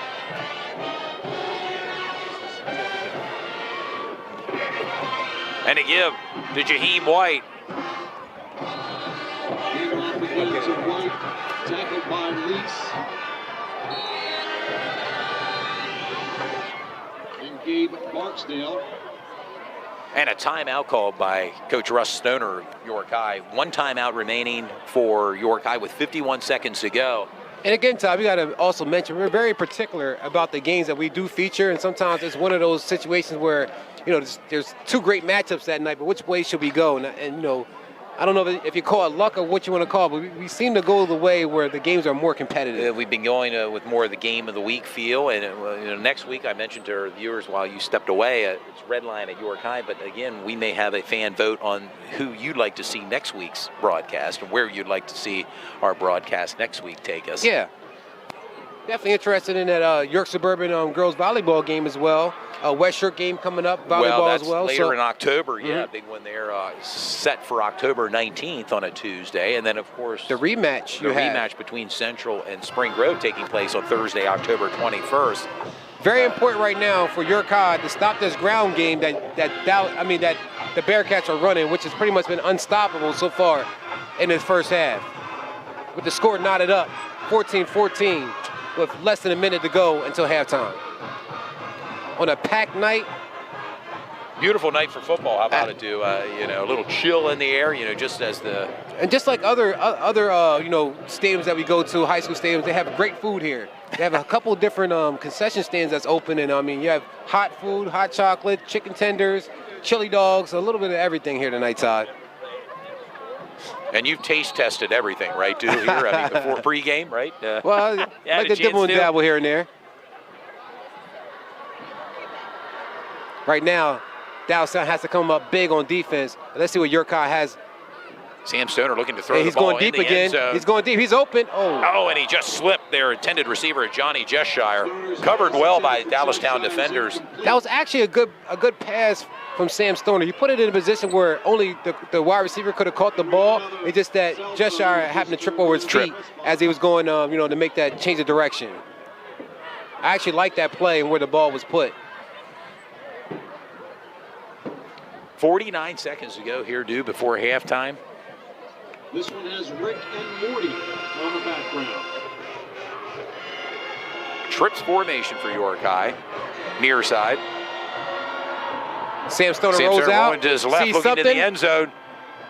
And caught. This time caught by number 2, Johnny Jeshire. And he rebounded by catching that big time, falling over the first play right before that and catching the big time touchdown. That's a great play. Great execution between quarterback and wide receiver. And just before halftime here, puts York High back up here.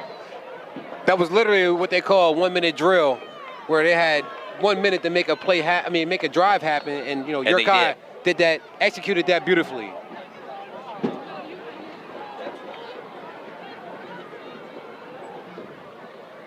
A 2-point conversion here for York High. Sam Stoner looking to the ball. That's a good catch. Jaquez Simmons, 2-point conversion's good.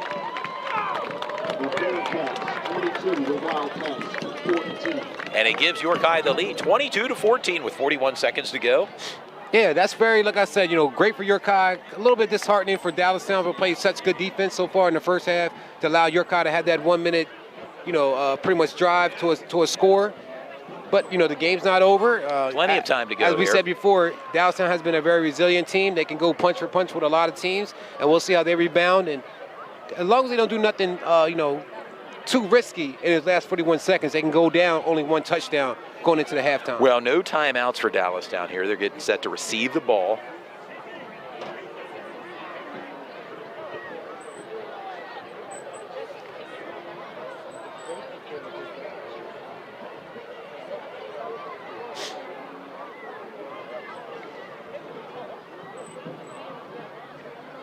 Also want to add in, one of our friends on Facebook just let us know that Kenny Johnson also, Hakeem Kinder also let us know that Kenny Johnson also got an offer from Temple University. Temple U out of Philadelphia. And he drops the ball. There by Colt Mahorny, picks it up, looking for some running room. Colton Mahorny with a return out past the 15-yard line. I have a feeling there will be some more offers coming the way to Kenny John and Jaheim White, number 4 for York High. Yeah, a lot of as this season progresses into next year when both will be seniors. Yeah, a lot of student athletes from the YIAA, York and Adams County, are getting a lot more offers as of recently, as far as Division I and High Division II, and even you don't really get any offers for Division III, but you get recruited, and that's I think very important for these guys to make it to the second level of education and going to college and playing sports if that's an opportunity for them. And they give to Colton Mahorny. You see number 12, Owen Strauss, back in at the quarterback position for Dallastown. And I think Dallastown is pretty much content going into halftime, down 1 touchdown and regrouping. I believe they get the ball back in the second half. Yeah, we're 24 seconds to go here, Dew. Then again, the the sports guy in me wants the quarterback just to throw it up to Kenny Johnson and see what you can get out of that, because he can run the whole length of the field. And plus, I feel like anywhere you put the ball at in the air, he has a great opportunity of catching that and bringing the ball down and making positive yards.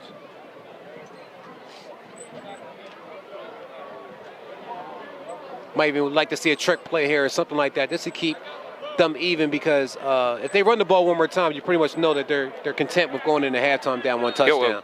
Owen Strauss in the quarterback position for Dallastown. Again, we haven't said Michael Scott's name as of yet. And a pass rush there and brought down, and that may do it here before halftime. I'm very curious why Dylan Lease is not in the game. Number 9, the quarterback for Dallastown. Well, they alternate their quarterbacks throughout a game, and a big sack there. Not sure if I would take our quarterback out at this time of the game where he was already in flow. He has 2 touchdowns already, and he has that big arm. So I'm just kind of curious why they took Dylan Lease out for that last drive, knowing that they only had a few seconds before halftime. Well, we've arrived at halftime with your score. York High 22, Dallastown 14. And it's been an interesting game so far, a very entertaining game. Absolutely, very good game so far. Both teams have opportunities. It doesn't give you that blowout feel. It does give you that feel that, the best team is going to win tonight. York High's doing a great job with some turnovers. The real key turnover in the first quarter with that interception. Yep, and we have some scores from around the league here. Let's go to it. Northeastern 14, Red Lions 7. Susquehannock 10, West York 0. Looks like the York Suburban and Boys Latin School game was canceled tonight due. Kennerdale 14, New Oxford 7. Hanover 17, Fairfield 14. Gettysburg 28, Eastern York 14. DeLone Catholic all over Biglerville 35-0. And York Catholic 23, Bermudian Springs 10. And there are scores from around the YIAA. Looking ahead to next week, to a big matchup. Central York's at Spring Grove next week. And that may be, talk about a big game type feel. Red Lions at York High, we mentioned that game. Dallastown will play Dover next week.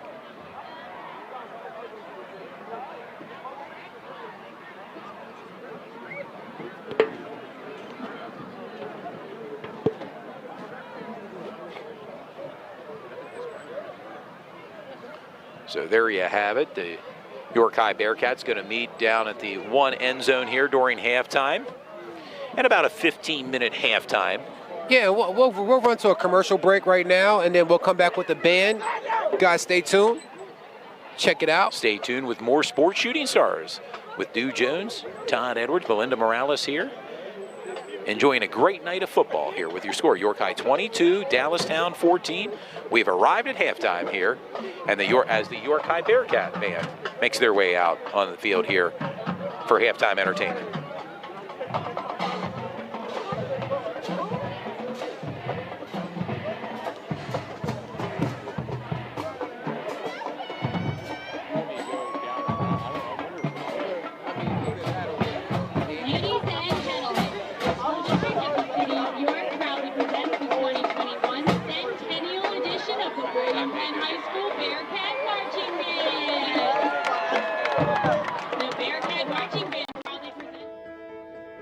Life can change quickly.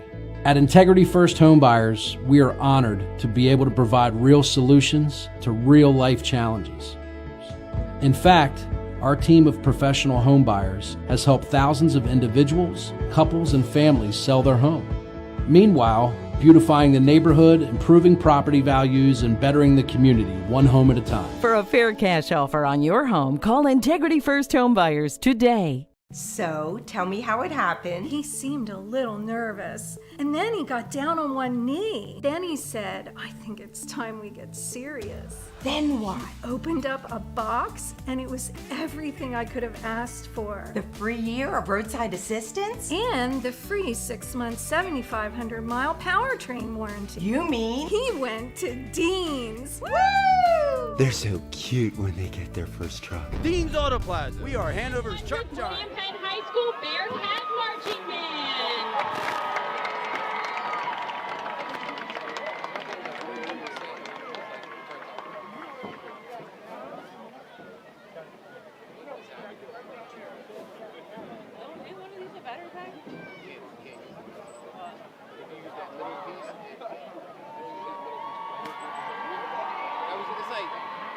6 spots, right?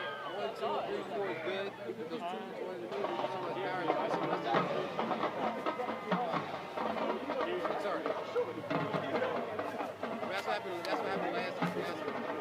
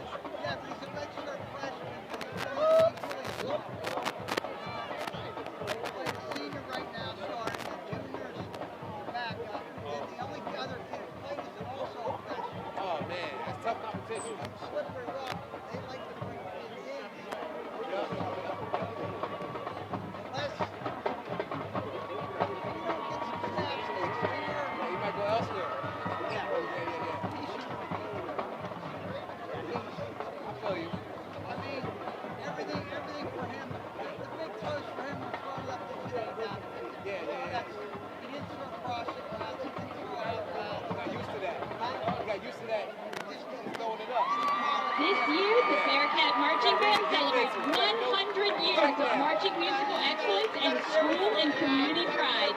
So get on your feet and put your hands together as we exit the field to the fanfares of We're from York.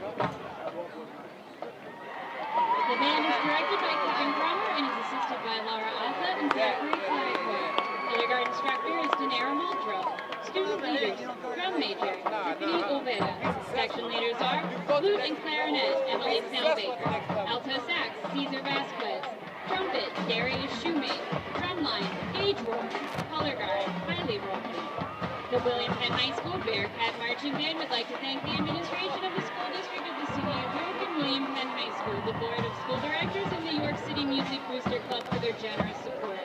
The 2021 edition of the Bearcat Marching Band is dedicated to the memory of long-serving color guard instructor Yolanda Beatty. Rest in power, Miss Beatty. Thank you for your service.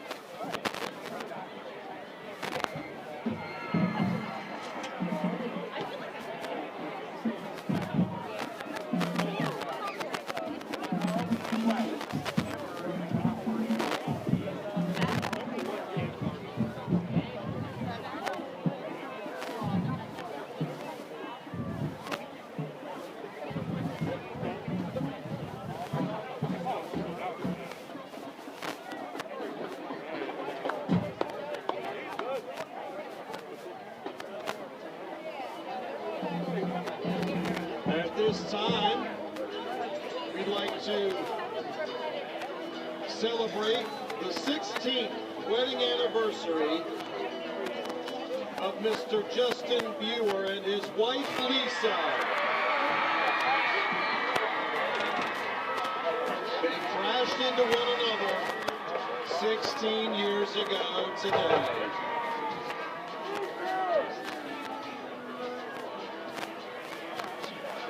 Are they hugging? I can't see them. Are they hugging? You need to go hug her. Go. Go.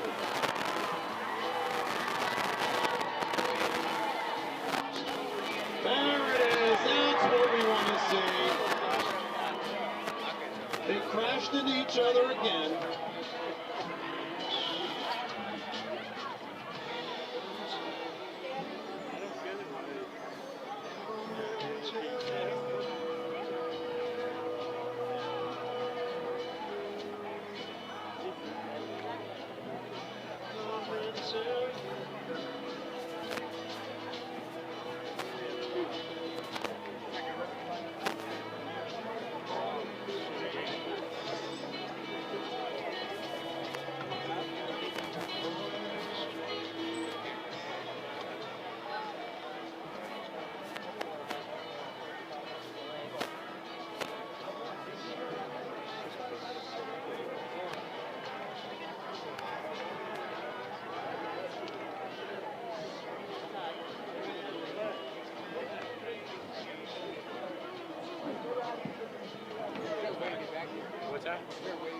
I didn't see it. No, there's some other guys.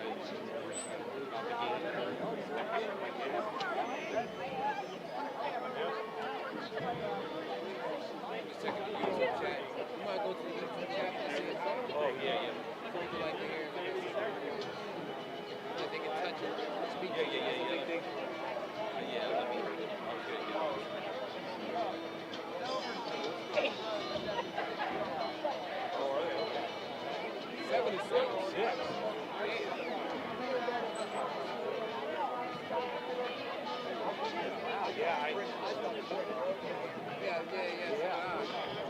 Yeah, because Central goes Spring Grove.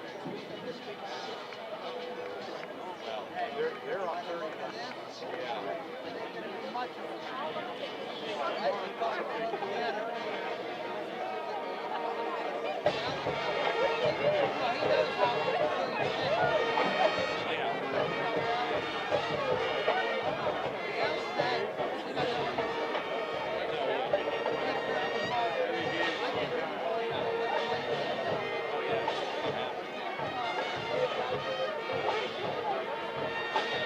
We're back, sports fans. Dallastown making their way back onto the field here. York High on their sideline. And your score, York High 22, Dallastown 14. Interesting first half. I'm sure it's going to be just as interesting second half too here between these two teams. I'd like to keep our fans updated on some of the scores from around the league right now. York Catholic 23, Bermudian Springs 10, DeLone Catholic 35, Biglerville 0. Gettysburg 28, Eastern York 14, Hanover 17, Fairfield 14, Kennerdale 14, New Oxford 7, Northeastern 14, Red Lions 7. Red Lions still looking for their first win of the season. Susquehannock 10, West York 0. That York Suburban and Boys Latin School out of Maryland was canceled today.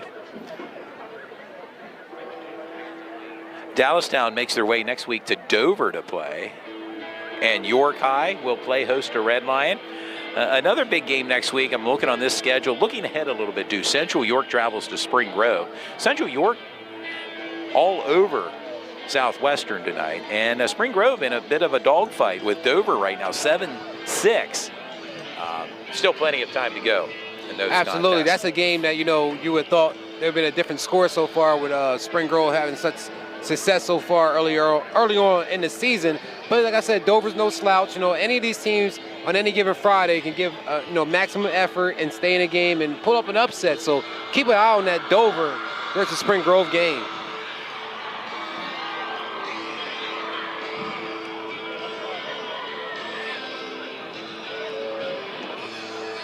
A big crowd turned out tonight for this broadcast, for the game, and we hope the numbers are just as big for our viewing audience.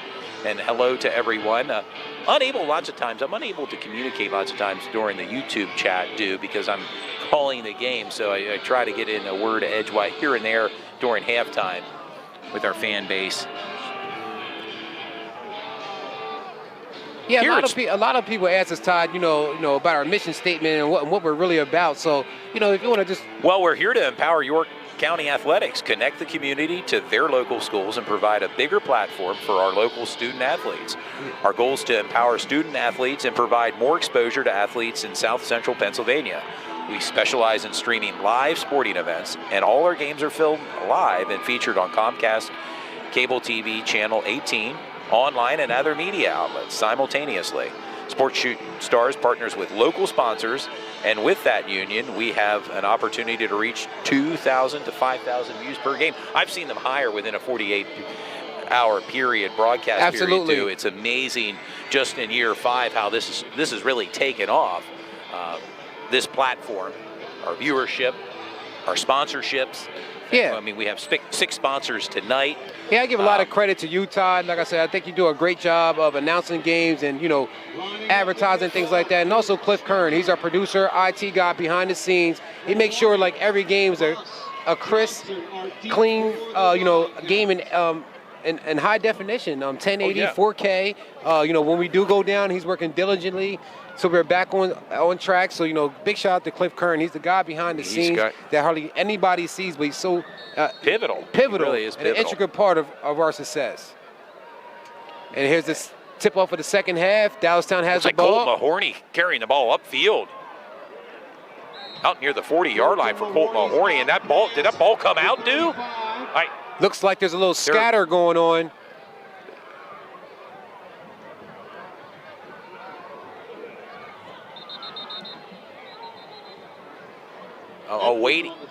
Awaiting word right now. Looks like there's a player that may be down currently. The training staff looks like they're coming out to attend to the Bearcat. Can't quite make it out from this vantage point who is down.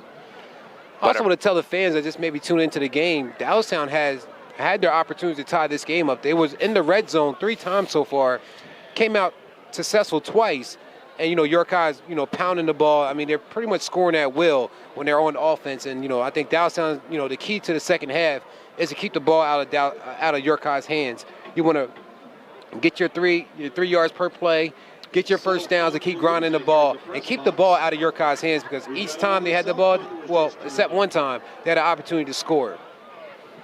And I can't quite make it out. Training staff's out there to tend to the injured Bearcat. We still have the cute puppy dog film.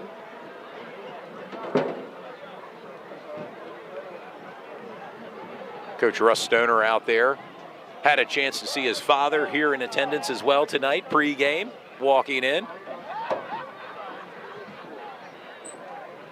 Proud father Bob Stoner, seeing his son coach out there. The second phone we just received has been called at least twice by... See number 64 for York High, Joden Nelson, committed to UConn. And there looks like number 5, Niger Greer, was injured and gingerly walking off the field. Yeah. With the training staff here. Glad to see him up on 2.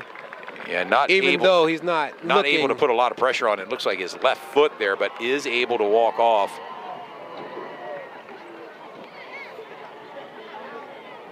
It'll be interesting to see Joe Nelson committed to UConn, but, you know, recently Randy Edsel recruit. Does he stay or does he decommit? You know, knowing Randy Edsel will no longer be there at UConn. And there's that matchup again in the second half with Kenny Johnson, number 1 for Dallastown, against Ahmad Walker, number 1 for York High. Has been very interesting in the first half. And Dylan Lease back in the give to Caleb. Caleb Fox running right up the middle, number 33. Powerful run. And Caleb Fox was one of those guys who's quick. He doesn't get a lot of opportunities, doesn't run the ball a whole lot of times, but when he does run the ball, he picks up big-time yardage. He's a downhill runner. He puts his shoulder down, his head down, and he likes to get those yardage that way. And into Bearcat territory right now. Ball set up at the 46-yard line of York High. And if I can remember or not, Caleb Fox is sporting the mullet look right now and bringing that old school 70s, 80s feel back to the Dallastown area. I wish I could pull that off, too. Well, you remember the days, right? Oh, yeah, I do remember them, yeah, a few days ago. Another run there by Caleb Fox. He's a junior for Dallastown. And you see a lot of their two-headed running monster there with Colt Mahorny, Caleb Fox. And you also got to remember number 9, Dylan Lease, the quarterback. He loves to run the ball in shotgun. He can get that short yardage anytime that you need it. And he has 2 touchdowns so far in this contest. 2 big touchdown runs for Dallastown. Again, I'm always going to mention it. On the right side of your screen, you see Kenny Johnson lined up. He may be a decoy for a run play. They're content to running the ball right now. Another carry for Caleb Fox.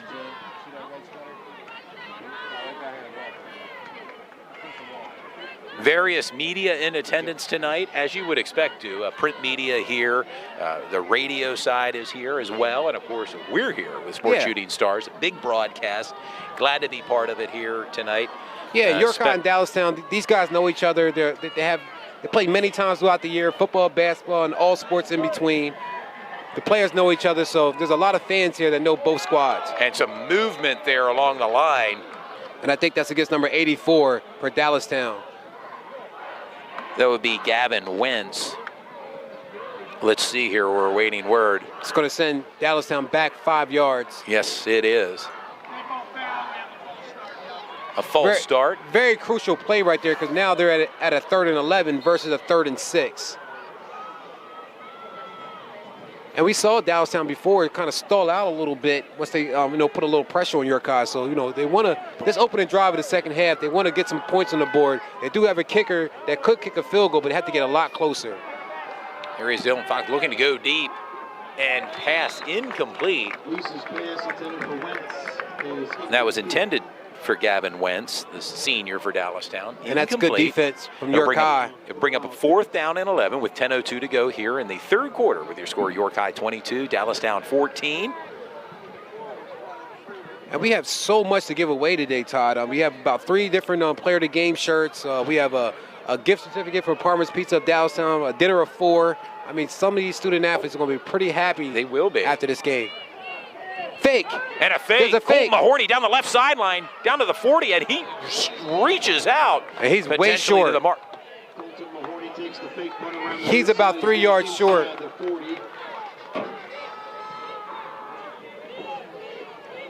Good play, but didn't actually develop the way they wanted to. And I believe York High is going to it's going to be a turnover on downs. Yeah, we're seeing here. Yeah, it looked like the ball would be set up at the 39-yard line for York High. Interesting. That's serious for Dallastown. They didn't go to Kenny Johnson at all. Even on the slant, a bubble screen or a slant route, they pretty much ran the ball a few times. Just try to work the time off the clock, which was I believe a good thing to do. But you got to keep the ball in Kenny Johnson's hands. I mean, every series, I think he should have a touch. And York High now, in their first possession after That's a high snap. Give to Jaheim White. And that's where he's dangerous. And down there, out to midfield, inside 4, down and brought down again by number 1, Kenny Johnson. A nice tackle. It looks like Jaheim White kind of came up a little gimpy, holding his right hamstring. Don't know if that's a hamstring injury or just the way he was tackled, but that is another potentially game-saving tackle by Kenny Johnson, who you recently mentioned has a Division I offer to Temple University now in yes, Philadelphia. I believe that offer came in yesterday for Kenny Johnson, as well as many other probably D2 offers as well. But Temple, of course, is Division I. The give to Jaquiz Simmons, the end around, looking to break down free down the right sideline and out inside the 30-yard line for number 3, Jaquiz Simmons.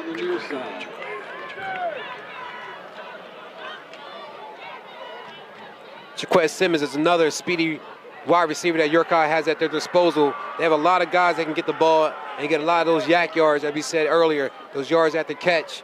That gives them an opportunity to keep pushing the ball down the field. Could everyone please check to see if you have your cell phones? Everyone just make sure you have yours. It's almost a standing room only here, Todd. I mean, you see the crowd in the track, the fans around the track. I mean, it's everyone either in the stands or you're standing up. It's packed here tonight. A little misdirection. Jaheim White up the middle. Yeah, it's hard to tell. I mean, a lot of people on the track here, and it's a big crowd, a big turnout here tonight, and a great night for football. Well, I know a lot of fans. Whether you're here live or watching in the comfort of your own home, we thank you for tuning in tonight to Sports Shooting Stars. I'm sure a lot of fans are happy to be back into the stands and support their team, their school, the players and, the band and everybody that's involved to help a sporting event come about. So I know they're happy to be out here. I mean, what else is there to do on a Friday night in York County? It's football weather. It's football time of the year in October. And a quick pass there. Complete to Janaz Sims. And Stoner's passes are very precise. He knows where he wants to go with the ball. He looks for his checkdowns. Once he sees a guy open, he lets it go. They don't really have a deep threat that you can throw the ball down the field and he can just, any guy can go up and go get it. But I think they're more effective in the short game when they catch the ball and running after the pass.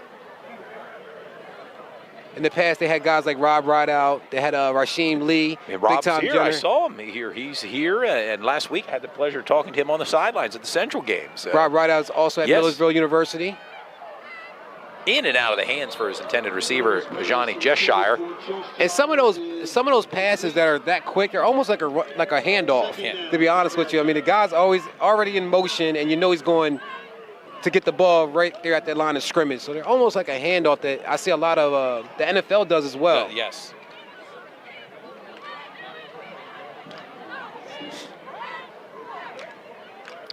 York High threatening here with just over 8 minutes to go here in the third quarter from Wildcat Stadium.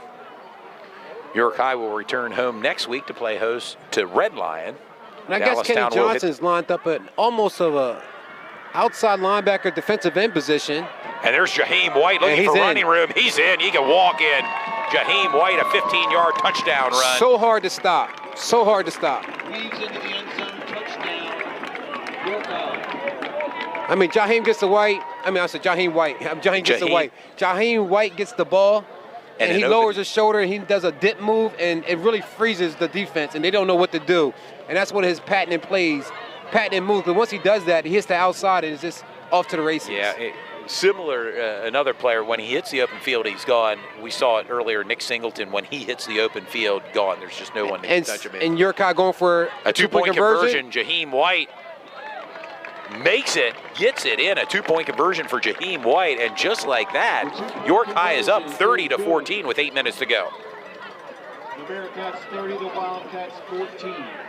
And again, Dallastown had a couple mistakes. York High has had great defense so far, but a few times Dallastown had the ball past the 50-yard mark, and at that point they kind of stalled out with their offense. And again, I can't stress this enough. I know we say it a lot, but when you have a big-time player like that, you have to stay with the ball in his hands at least one time out of a series. The last series they had coming out of the halftime, Kenny Johnson didn't get any passes thrown to him. I think that's very imperative that he gets the ball at least one time per series. He's just that type of player. Yeah, playmaker, a difference maker, much like Jaheim White is for York High, and you get him going, as you've seen here, 3 touchdowns and a two-point conversion. And also to add on, I'm sorry, Ty, but also to add on, Jaheim White Kenny Johnson also plays defense. So he's well conditioned because he's a 3-sport athlete, but you want to make sure he's getting the ball on offense. He's ready to go. You don't want him out there strictly to hit guys. You want him out there to make plays on the offensive side. Still haven't even mentioned Dallastown's freshman, Michael Scott. He hasn't touched the ball as of yet, but if he does get the ball, better watch out. He's a burner. He's a burner. There's number 10, Tyler Buss, with a carry, looking for running room. And he's pretty much manhandled by the York High players. Just short of the 25-yard line with 7:53 to go. York High 30, Dallastown 14. Very key for York High. Very key for Dallastown to get a score or some type of production out of this drive. I mean, you're drowning out a little bit. You have your whole fan base out here to support you, and they believe in your team. So right now you got to give them something to cheer for. Bless you, Todd.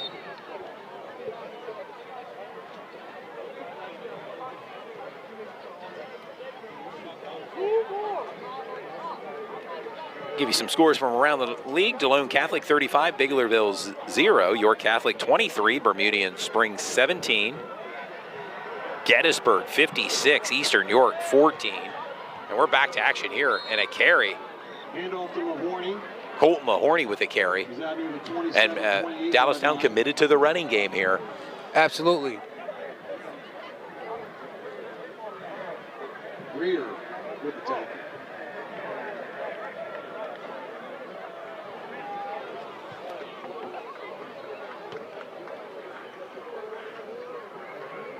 Got to give a lot of credit to York High's defense so far this game, allowing only 14 points so far in the third quarter. He's looking for Kenny Johnson. He's looking, he decides and not a heavy to. pass rush there. A slew of Bearcat defenders there. You're down Dylan Lease. And that was a really interesting matchup that I was thinking about, Todd, going into this game. Dallastown's front offensive line versus York High's defensive line. And right now, looks like York High's defensive line is really blowing up that middle, not giving Dylan Lease a lot of opportunities to pass the ball down the field.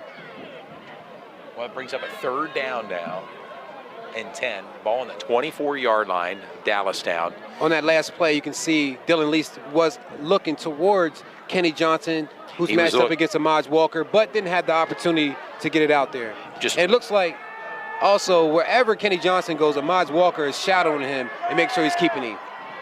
And there it is, a catch by Kenny Johnson out of the 40, 45, 50, gone. 40, 45, 40, 35, 30, inside the 30, makes a cut and down inside the 25-yard line. And just like that, Kenny Johnson with a big catch and run for this Wildcat ball club. That ball was a little, I mean, when you watch that play and replay, that ball was a little bit high, but that slant route he got, he went up and got it. There was actually a pick route where one of the defensive players for York High ran into another player, and they gave Kenny a lot of room and realty to go out there and get those yardage. And you can see why he's getting those looks for Division I colleges with plays like that. His hands are, top notch, man. I mean, you don't see him drop too many balls at all. No, you do not.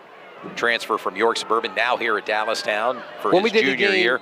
When we did a game against Mayhem Township, he was matched up. Well, not matched up, but it was also Anthony Ivy. A Penn State commit wide receiver. In that game there, they were going catch for catch in the first half. I mean, it was action, high-packed type of football game. And, Kenny Johnson proved that even as a junior that he can stay, in the game with anybody when it comes to, big names. I think that's key for Dallastown, just to keep, I hate to say it, but you got to have Kenny Johnson involved in your offense every series if you want to stay in the game. It's just what it is. And it looks like they're in their heavy formation right now, Dallastown. Backs in the I formation. Give to Caleb Fox, and not much running room there for the junior running back. Brown on the tackle. And Kenny Johnson came out for that play. Like we said earlier, he plays both sides of the ball. That was a big-time catch. He gained about 40, 45 yards with that. So you need a break. You can't do everything. You're not a machine. These kids are still only about 16, 17 years old. So while they have a lot of energy, you don't want to use them all up because there's still another quarter to go. And we still have 4 minutes and about 45 seconds to go in the third. But watch that matchup again. They're on the Shotgun far side. Series. And there it is to Kenny Johnson. Another catch for Kenny. And I have recorded Kenny 5 catches so far for around 130 yards.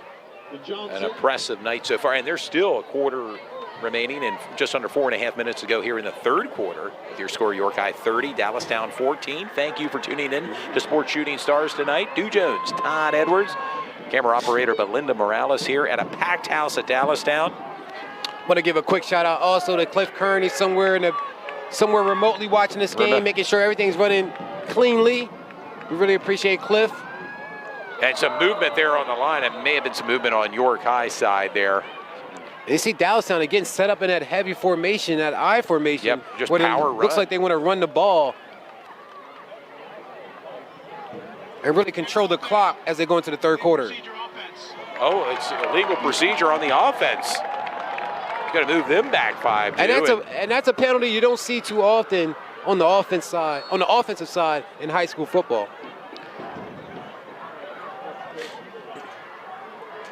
And this is a 4th down. Yeah. 7 yards to go now. It was a 4th and 2. Now 4th and 7. Ball on the 21-yard line of York High. And the Bearcat faithful here trying to.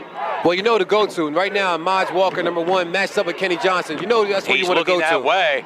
That's where you want to go to. Ball up. That's where you want to go to. In and out of the hands there. And is there a flag down? There's a flag on that play. Michael Scott was the intended receiver. Kenny Johnson down there as well, but a flag down by the goal line. And Dylan Lease had so much pressure on him. He knew where he wanted to go with the ball, so he just kind of flew it up there and see if one of his guys can make a play. And as they made a play on the ball, there may have been a holding call against one of the defensive players for York High. I don't know who's that on. We don't have the opportunity to hit the instant replay right now, but Coach Russ Stoner for York High is on the field, and he wants some confirmation about what's going on with that call. Yeah, not happy about that call, certainly, with 3:51 to go. And it's been 2 PI. Holding. 10-yard penalty. Not a pass interference. We'll make that clear. It was a holding call. Holding call. And I didn't catch the number, but it sets them up with a brand new set of downs. Ball on the 8-yard line. They give to number 33, Caleb Fox.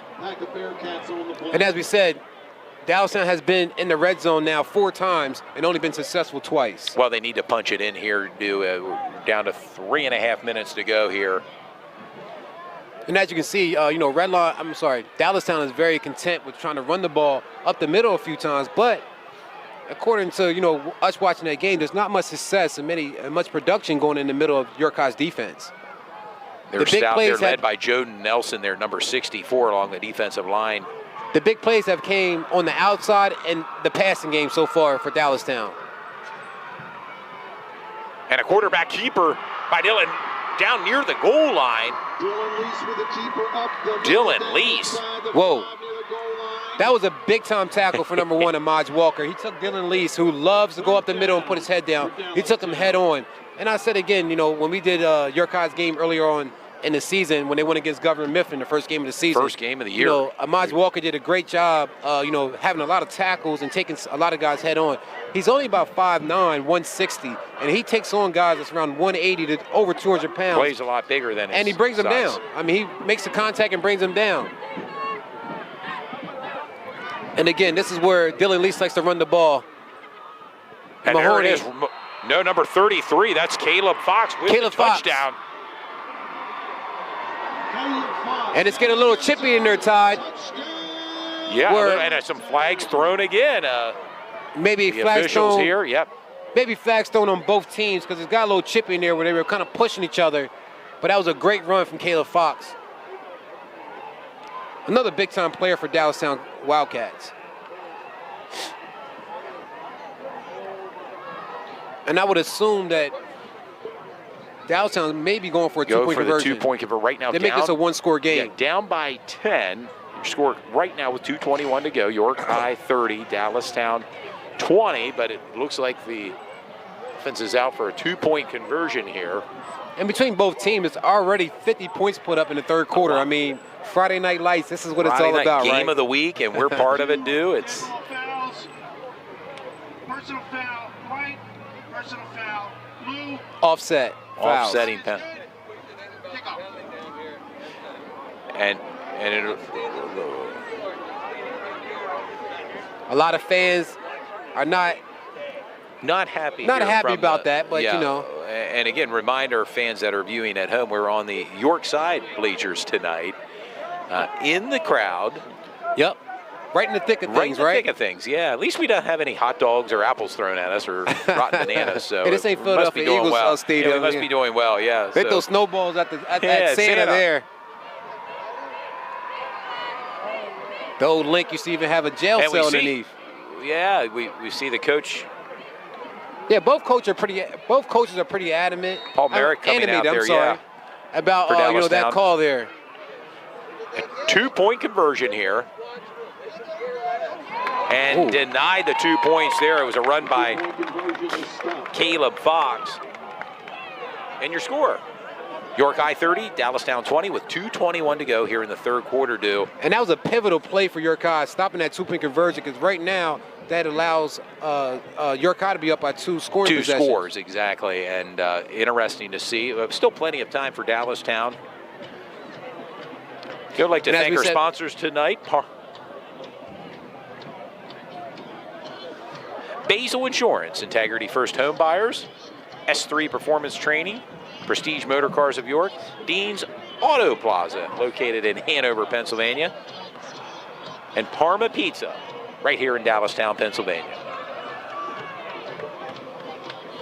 And we'll be back again next week. Now, I'm not sure where we'll be next week, but we'll be broadcasting. It'll be a busy month broadcasting. It will be. It will be. Us.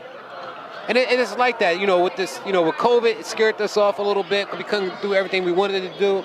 And this year we came back and, we're letting the fans vote on some of the games that we're going to do this year and giving them more opportunity to engage with the program and have some input. And this is one of those games that fans wanted to see, and very popular game. Yeah, rightly so. It's been a great game so far.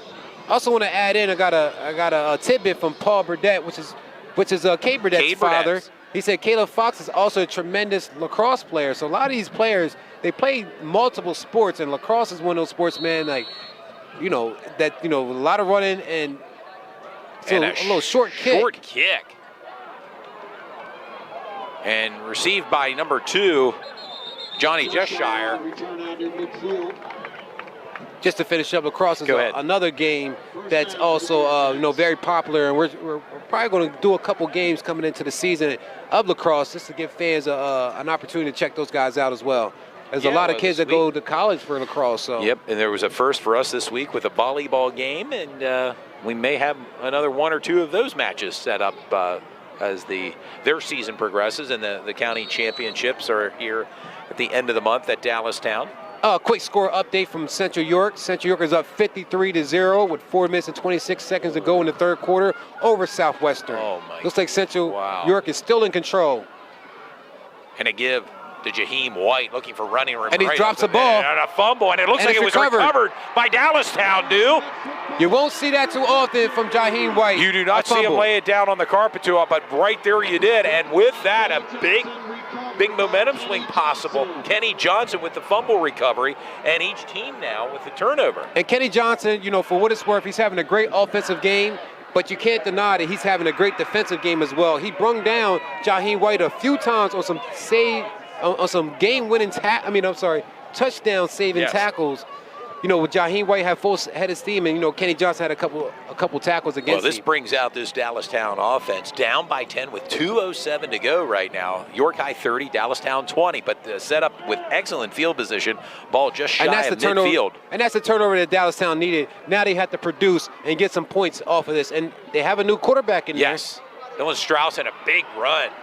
And as you said, Todd, they like to swap quarterbacks out here and there at different times throughout the game, and that's something strategically that the coaches do. That was Colton Mahorny with a carry. Yeah, they like to ground and pound and then mix in that with the occasional pass, and when you have a playmaker like Kenny Johnson,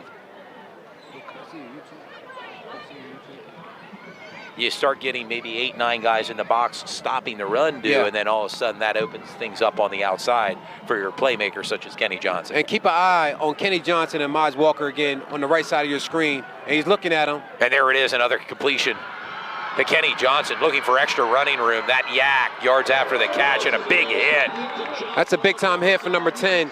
That's James McBride, number 10, with a big stick there. Man, it's so scary with Kenny Johnson once he gets the ball. Once he catches the ball, what is he going to do next? Because he can take a hit and he has speed. Yeah, and just an inch or two away from taking it to the house, as they say. But and I believe tonight is one of those nights that Miles Walker is being tested. He's only a sophomore. He played against some big-time players against Coatesville, Governor Mifflin, JP McCaskey. But tonight he's been very tested by an elite wide receiver in Kenny Johnson. Backs are in I formation. They're going with a power running game. Colton Mahorny looking for running room. It's going to carry a few of the defenders.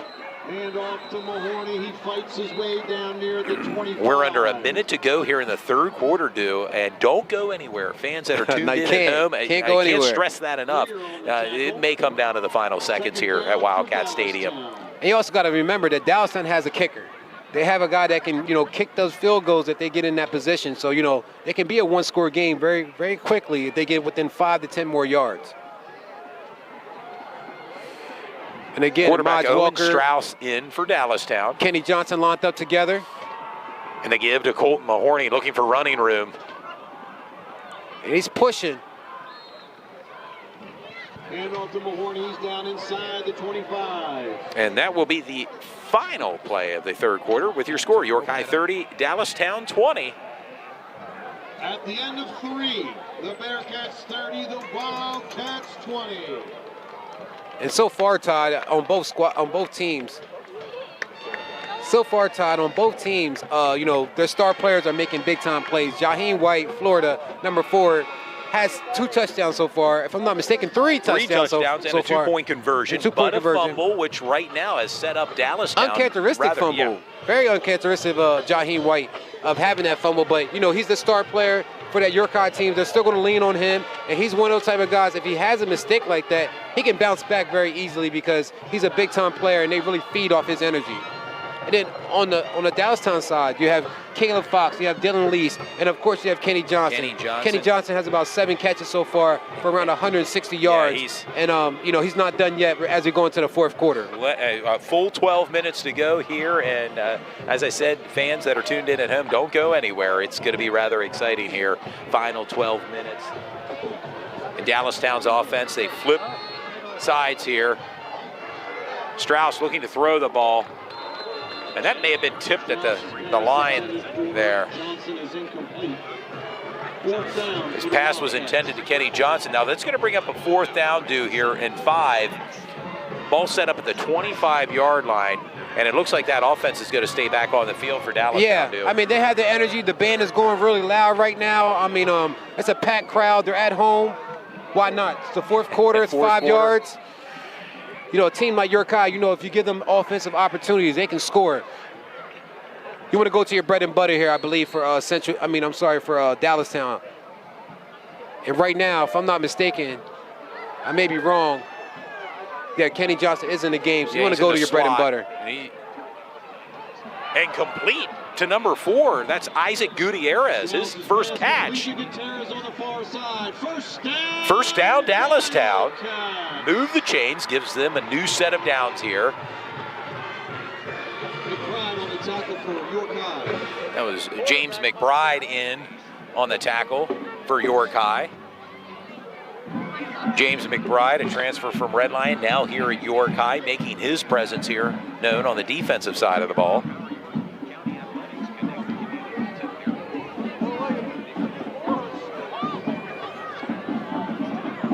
Dylan Lease back in shotgun formation. Give to Caleb Fox, looking to break it out to the right side. Down near the 10, Cheshire on the tackle. Johnny Cheshire. That's a big-time tackle from Cheshire, number 3 for York High. Rather important on this series for Dallastown to at least walk away with 3, if not the 7 here, to pull within 3 possible point lead for York High. Yeah, Dallastown's playing a great game. I mean, like I said, York High came out, kind of punched him in the mouth and went up 14-0, and, Dallastown's doing a great job firing back. There's Caleb Fox with a nice run up the middle. Down inside the 10. Caleb Fox, we're calling his name a lot, an effective running game behind Caleb Fox tonight. And Colton Mahorney, a 1-2 punch for Dallastown's running game.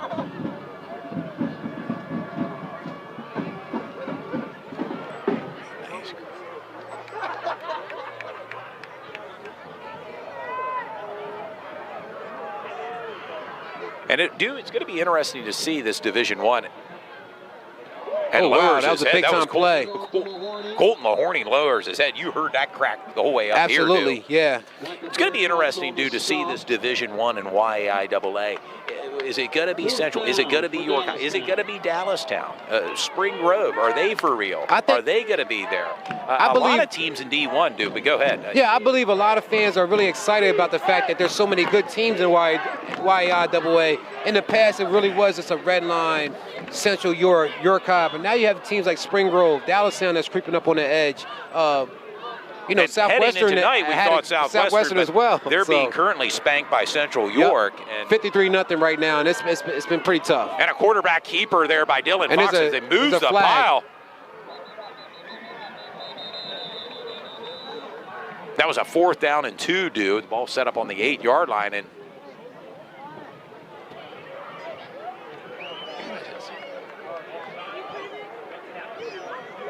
it looks like that play's coming. It's against Dallastown. Dude, is it me, or does it seem like there's been a lot of yellow flags thrown in tonight's game compared to some other games? You see that sometimes, between 2 teams and things like that. I know flags are always being a part of the game. You don't want to make the referee be a part of the game, but sometimes they have some influence if you're not out there playing a clean game. Yeah, it was an illegal shift called on Dallastown. It's going to move them back 5. Now it's a 4th down and 7. Ball on the 14-yard line. Dallastown's offense is on the field.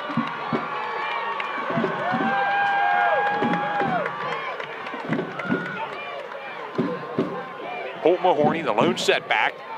Dylan Lease under pressure and brought down by number 5, Niger Greer, who's back in the game after his injury, and a big-time sack and a turnover here of sorts with possession. That was an amazing sack. Amazing sack. Really came in untouched, and it was the harassed Dylan Lease, the quarterback, and brought him down. And your score with 8:58 to go here in the fourth quarter. York High 30, Dallastown 20. It's going to bring Bearcat offense back out onto the field.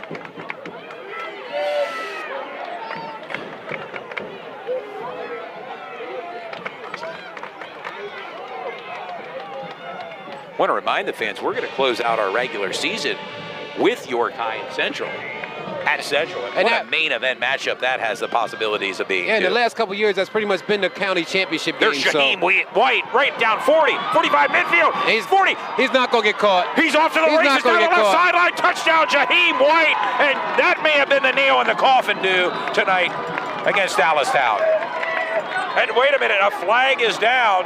Another flag due. It would appear as if that play's coming back. And a fantastic run may be negated here by the penalty. Wow. And that was about much a 69-yard run. Bearcat faithful. That may be negated, as you said, Todd. I mean, you hate to see stuff like that happen because, I mean, it takes so much energy to run down that field and outrun all the players, and only for that to be called back It for a took penalty. energy out of me just calling it. I mean, it was just an amazing run by Shaheem White, but it's going to come back, and it breathes new life into this Dallastown defense. Watching Shaheem White, he reminds me of Barry Sanders on Madden back in like maybe 98, 99, 2000, when you can hit the speed boost stick. I mean, the speed boost and just get that extra burst of energy. He's that fast, man. And that play's coming back, and the ball will be set up, it looks like, at the 27-yard line here. 8:45 to go.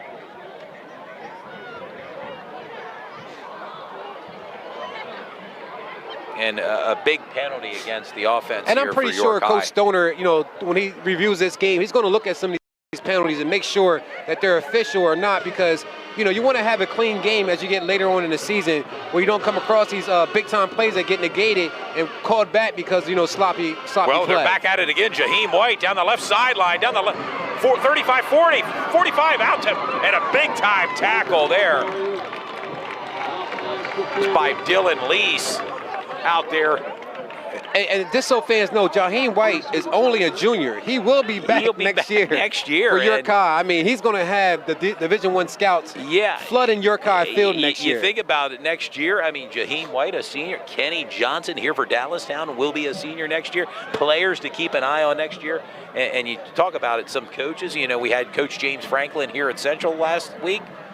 Who knows what coaches may come out next year to see some of the talent here in YAI. Sometimes we make the hashtag YAI AA has talent, and you can see it on display tonight from both ball clubs. And I also have to give a lot of credit to Sam Stoner. I think he's playing a really good game. He's calculated. He's being somewhat of a game manager, not forcing anything, and getting his guys the ball.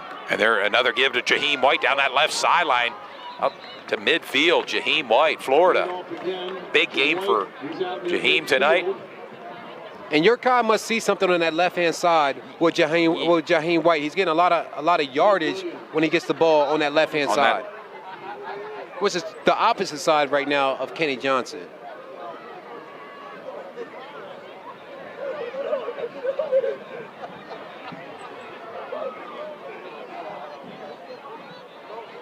Both teams, full complement of timeouts, 3 timeouts for each team here with 8:30 to go.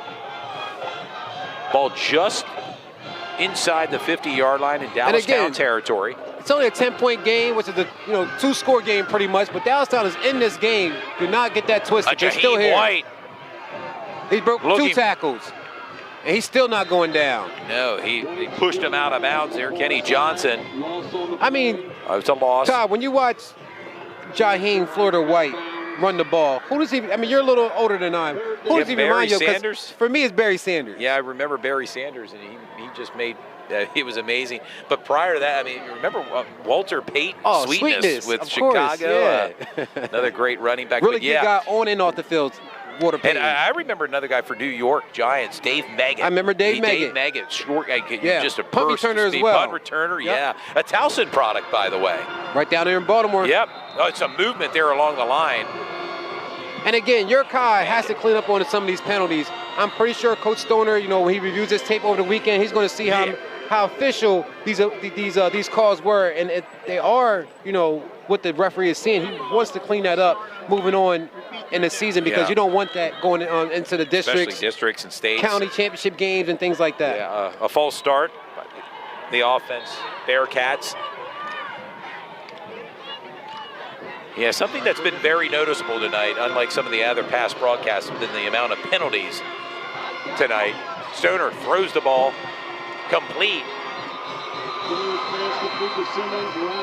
And that's well short of the first down. Well short and gang tackled by a host of Wildcat defenders. Bringing up a 4th and 5, I believe. It looks like, it's a 4th and 3. 4th and 3. And your Kai wants to keep their foot on the pedal, and I think they're going to go for it. Well, I think at this standpoint, with under 8 minutes to go, if you're York High, you're thinking if you can punch it in and put another 7 on the board, this would seal the deal for this team. But still plenty of time to go. And Dallastown, they have to go through Dallastown's defense here. 4th and 3. Very pivotal for right now for York High. I mean, for Dallastown to come up with a stop against They would have excellent field position. And the fan base is loud.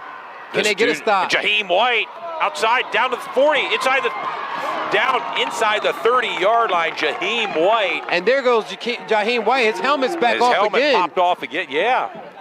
And some fans from York High want a late hit penalty called against. And I don't believe that was a late hit penalty, but it was very close. And he was diving as Jaheim White was still running. He's going to come off for a breather. As we said before, he goes through so much, jersey tears, new helmets. I mean, a little bit of everything. He's just a hard runner, man.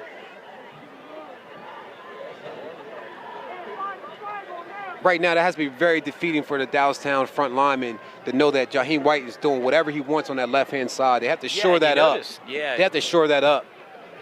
They're not really attacking the right side, but that left-hand side has been their weakness so far in this game, at least for Jaheim White. And that line anchored by Joden Nelson, a UConn commit. And a quarterback keeper by Sam Stoner down the left side. A flag's been thrown, but inside the 10-yard line, Sam Stoner now getting in on the act, and that's quarterback Sam Stoner's first run of the game, but unfortunately, I believe that is coming back. Another flag down, too, and in recent memory, I can't quite remember the amount of yellow flags being thrown tonight. Well, the game was pretty clean in the first half. Once we got to the second half, I mean, you've seen the flags being thrown at a rapid race, and, you want to slow that down, and I can't express that enough. If your Kai wants to have success at the next level, they have to slow that down. And again, sometimes you have games where it's a little bit sloppy, but you got to make sure you come out with a win, even in a sloppy game. And it was a holding called against the Bearcats. It's going to push them back with 6:40 to go. A 10-point lead for the Bearcats over the Wildcats, 30-20.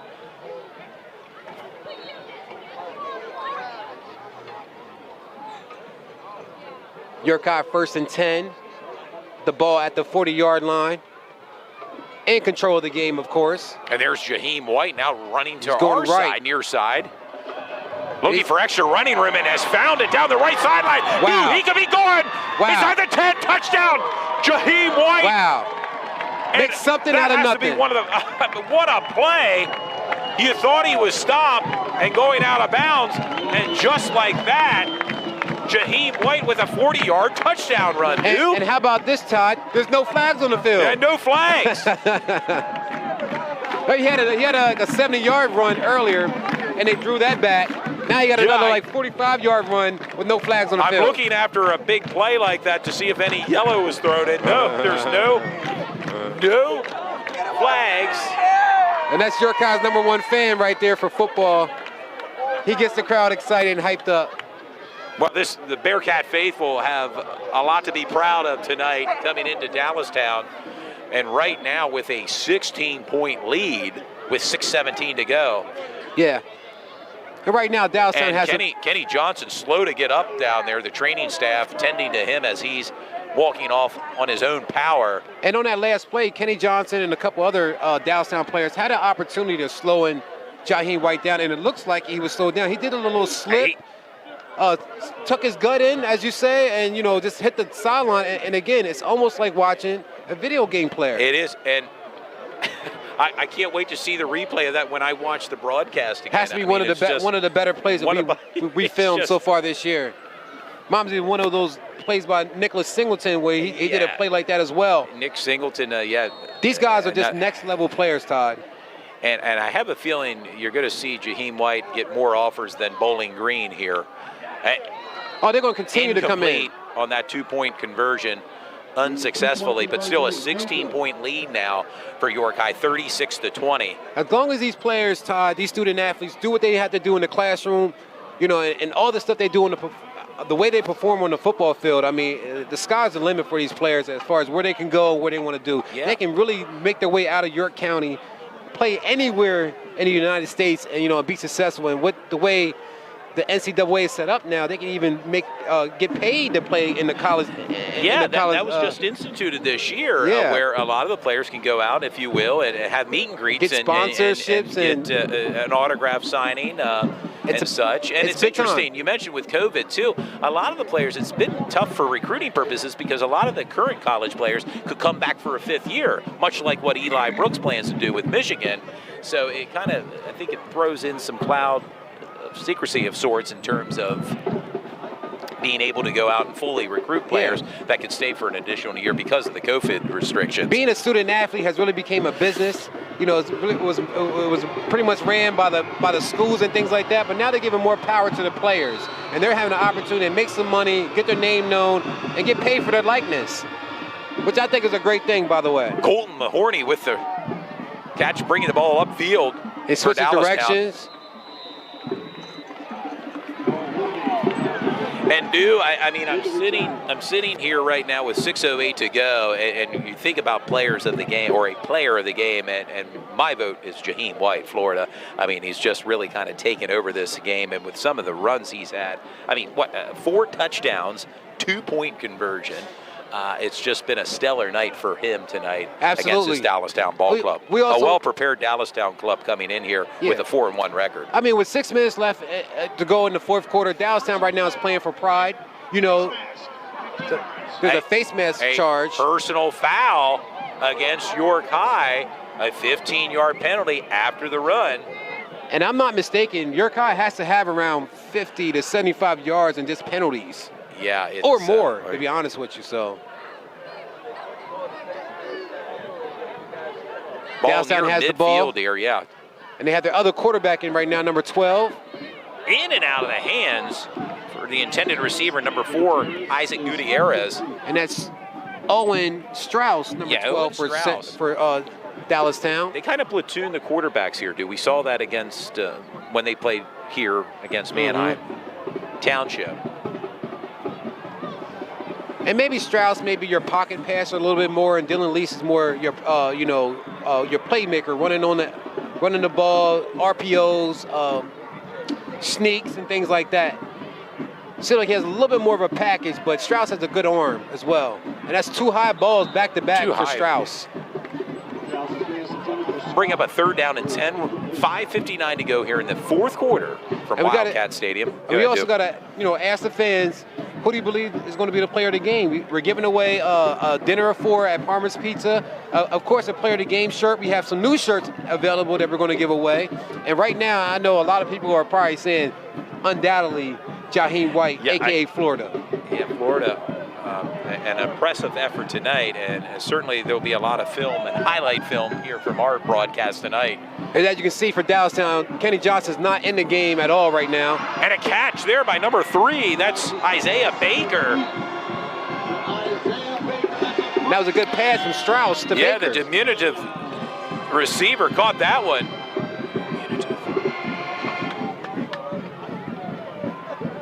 Sets up the ball at the 35-yard line of the Bearcats. And I hear the fans starting to tune in.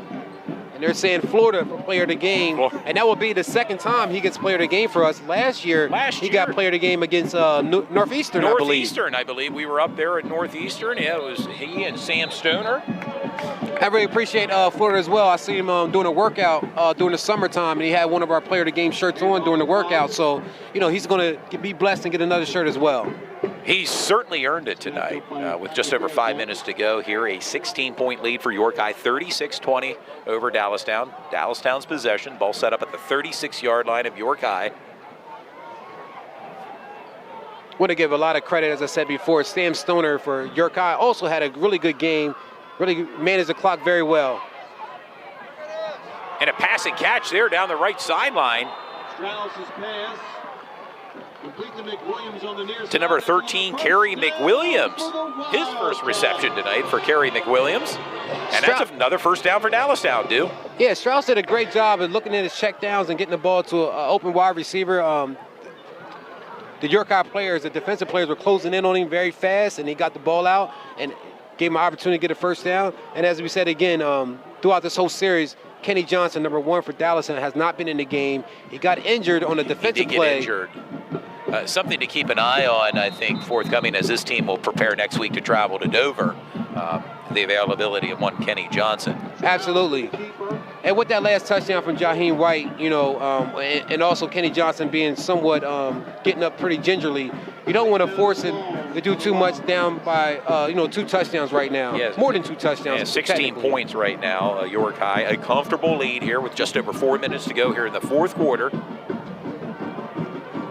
Still a nice crowd out here supporting both ball clubs. A nice turnout by the York High Bearcat, the Bearcat Nation here in attendance. And there goes Michael Scott. Michael Scott finally gets one of his touches for the night.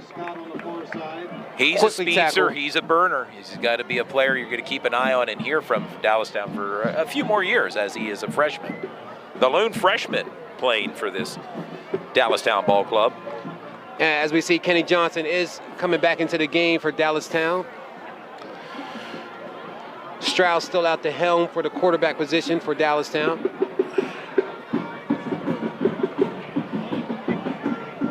We'll give you an update on some of the games throughout the county so far here in a few minutes or two. Yeah, clock continues to run. We're just over 3 minutes to go here in the fourth and final quarter from Wildcat.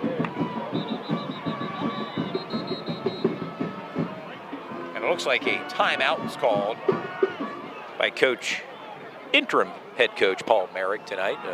Want to wish Coach Ron Miller successful recovery. Bounce back and be back on the sidelines next week as his team will travel to Dover, take on the Eagles. Yeah, his team played very well tonight. I think Dallastown answered the call when they had the opportunity to. They were in the red zone about 4 or 5 times this game, but only was really successful 3 out of those times. And, York High just has too much speed, too much power on the up front. And then, as we said before, too much Jaheim White. And Sam Stoner the quarterback for York High, didn't have any turnovers. He did a great job of having ball control and managing the game. And that's how York High is in the lead right now. Yeah, York Catholic 33, Bermudian Springs 25, Duluth Catholic all over Biglerville 42-0. Gettysburg 70, Eastern York 26, dude. Wow. Hanover 30, Fairfield 20, Kennerdale 17, New Oxford 7. We're back to action here. Strauss looking to throw the ball and under pressure, and that ball came out, dude. And that's a turnover on downs. There it is, number 5 with the recovery, Niger Greer. Remember, he was hurt earlier in the game. He's bouncing around out there. And Niger Greer doesn't seem unfazed at all by that injury earlier. Niger Greer had a great sack earlier in the game. It was like a 4th and 5. Yes. It really changed the trajectory of the game a little bit as far as offense York High and their offense. Northeastern 14, Red Lions 7, Susquehannock 27, West York 6. Some scores from around the league, and if anybody's at Central was up earlier. You mentioned, 59-0 over Southwestern. Yeah, it got ugly fast over there. They were up, sure, pretty much by 30-0. Was in effect at that game. It was up by pretty much 30-0 in the first half.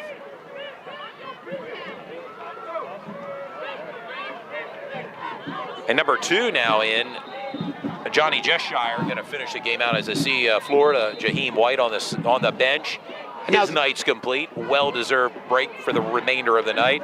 That was a nice tackle for number 3, Isaiah Baker for Dallastown. Still making the best of his opportunities out there.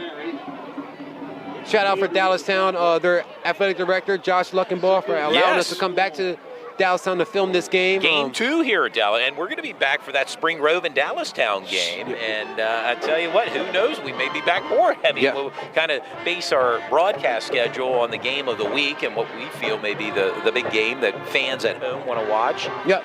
And as we're in the mid-season right now with Week 5, we'll feature that Spring Grove versus Dallastown game. Of course, York High versus Central York. And we're going to try to squeeze in a volleyball game, another volleyball match. I believe we're going to go towards... I mentioned earlier, York Suburban's another team in girls volleyball, undefeated. They lost in the finals last year. They're led by their senior, Ileana Rogers, going to Sacred Heart. That's a team that will watch, and they're going to be having a rematch with West York. They knocked off West York just a week ago. And let's not forget Central and Spring Grove, the 2 top teams in Division I in girls volleyball. We're back to action here. We're talking football here with a carry by number 21, Janaz Sims down the left sideline. And as we mentioned before, Janaz Sims having a great week. He just was awarded over, I believe, around $75,000 or $60,000 worth of scholarship funds to go down to play, to go to school at Wingate University out of North Carolina. So shout out to Janaz Sims and, his whole team, his family, and everybody to help him get to that point. Sherry Washington also does SAT prepping. She works with a lot of student athletes throughout the county. So make sure you reach out to her if you're looking to get some scholarship money or just do some SAT prepping. I have another friend, D. Will, of D. Will Entertainment. He's having a kickball tournament tomorrow that's located, I'm going to do my double check on where it's located at. I forgot. Maybe you can post that on your Facebook page and get that information out. But that kicks off tomorrow. So a lot of good things happening in York and Adams County. We just try to highlight those guys and highlight whatever's going on, especially our sponsors. They're very important to us.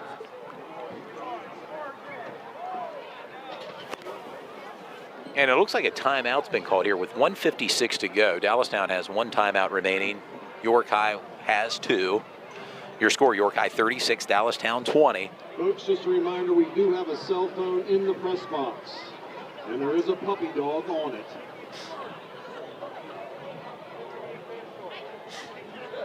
And again, I want to tell the fans to tune in for another Dallastown game, as we just said, that's going to happen in the next 2 weeks when they go get Spring Grove. We'll be back here against Spring Grove, who they're having a good season as well. The Rockets. I want to thank our sponsors as well tonight. Basil Insurance, Integrity First Home Buyers, S3 Performance Training, Prestige Motor Cars of York, Dean's Auto Plaza in Hanover, and Parma Pizza. Maybe you want to hit Parma Pizza post-game here if you worked up an appetite after tonight's game and head over there right off Main Street. Parma Pizza, Darren Bonaquisti, a big supporter of Sports Shooting Stars and Dallastown Athletics.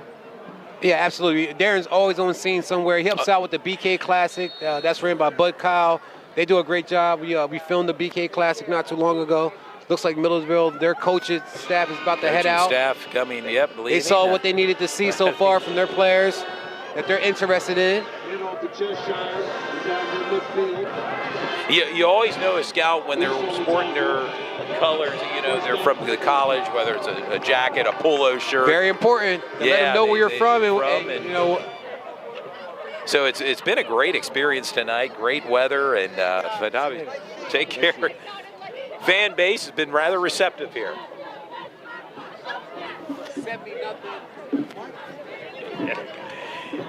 Very supportive. Like I said, we're not getting any fruit or vegetables thrown at us. A lot of thumbs up. And I even think some of the people that were seated around us enjoyed the broadcast, hearing us. So absolutely.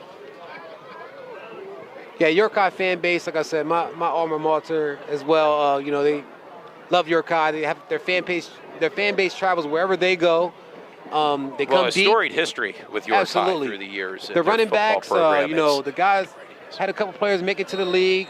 You have your Omar Browns, you have your Woody Bennett, Andre Powell, Tyson Thomas. I mean, the list can go on. Semi-pro with Ali Johnson, Malik Jenneret. Let's not forget Sweeney. Chris Dolman, of course, NFL Hall of Famer.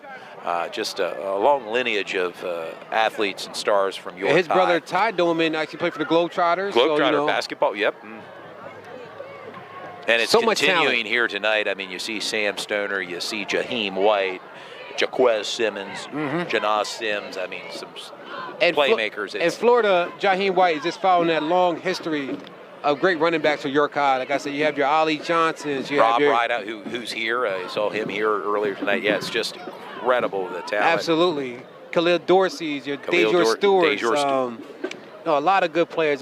Back in the day, Jason Roscoe, a player from the 1999 team that was very good. York High seems to content to run the ball here. Looks like that was close to a face mask, but not. Johnny Jeshire with the carry. And the York High coaching staff wants that face mask call. They don't care if it's only 1 minute left in the game. They want their calls. It's been really going the opposite way for York High. They have many penalties tonight, at least around 8 to 12 of them in this game. They really need to clean that up when they look at the tape and see, I'm pretty sure Coach Stoner is probably going to have them running a little bit, even though they have a comfortable lead right now, but they want to clean that up moving forward. Well, and York High will return home to the Meadows, as they call it. They'll be hosting Red Lion next week, Smalls Athletic Field. And they're in victory Stoner, formation. That probably will be the last play of the game. And with that, your final score tonight from Dallastown. York High 36, Dallastown 20. Also, this want to reiterate that that D-Will Kickball Classic is going to be held at Albemarle Park tomorrow. You guys go check that out. That'll be on my page, my Duke Jones page. I'll post about that. Also, another good running back, a guy I went to school with, close friend of mine, Van Davis, number 4 from York High as well. Another good player from that 1999 team. Impressive performance tonight by York High, and our player of the game, I have to go with Jaheim White, Florida. Yeah. We're going to make our way down to the field and get an interview. Yeah, we'll be talking to Coach Stoner, Jaheim White. We'll probably bring over Sam Stoner as well. With a football team, there's so many guys that make that team go, so it's hard to pinpoint one guy, but, we have to do this for player of the game sakes, but, we're definitely going to talk to a couple of the guys. Very good game from all the players, 2 ball clubs. And again, Dallastown really couldn't run with York High in years prior, but now they're showing that they can, they can go hit for hit. They may not last until the 4th quarter against teams like York High, but they are definitely a contender, and they're on the up and coming. No doubt about it. A big win there, and the fan base of York High very happy again with the final score. York High 36, Dallastown 20. And it'll be a happy bus ride home for York High tonight. Yeah, and a lot of people had questions about York High because they opened their game. One of their first games at home was against Governor Mifflin, and a lot of people probably didn't know what Governor Mifflin had to offer. But Governor Mifflin is a stout team. They're number 1 in 5A. Yeah, 5A. It could very well be state champions in 5A. The way they're playing Governor Mifflin. And York High didn't let that get them too rattled. They came back very strong. Throughout this, the next couple of games and won some big games. One of the biggest games against Coatesville, which I believe was a huge momentum builder for their ball club as they move forward. And they believe that they can play at the next level and do something in districts. No doubt about it.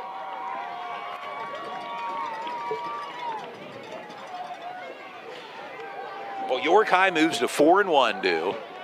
And this kind of starts, you're sensing a big matchup between the Central York Ball Club and York High, and that'll be our season finale taking place at the end of this month as we turn the clock over to October 1. And it's hard to believe, Dew, we're into October, football weather. Yeah, I mean, it feels like it, as I had to grab my coat at halftime just to... when you're dealing with this Pennsylvania weather, things change so fast. It can be really hot and balmy one day, and then before you know it, it's down to 60, 50 degrees in Pennsylvania, so that's what we're experiencing right now. Pre-winter, I guess they call it. Fall, I don't know. Yeah, we're officially into fall, and it feels like that, too, as we're going to make our way down to the field as Coach Russ Stoner addressing the team post-game at about midfield.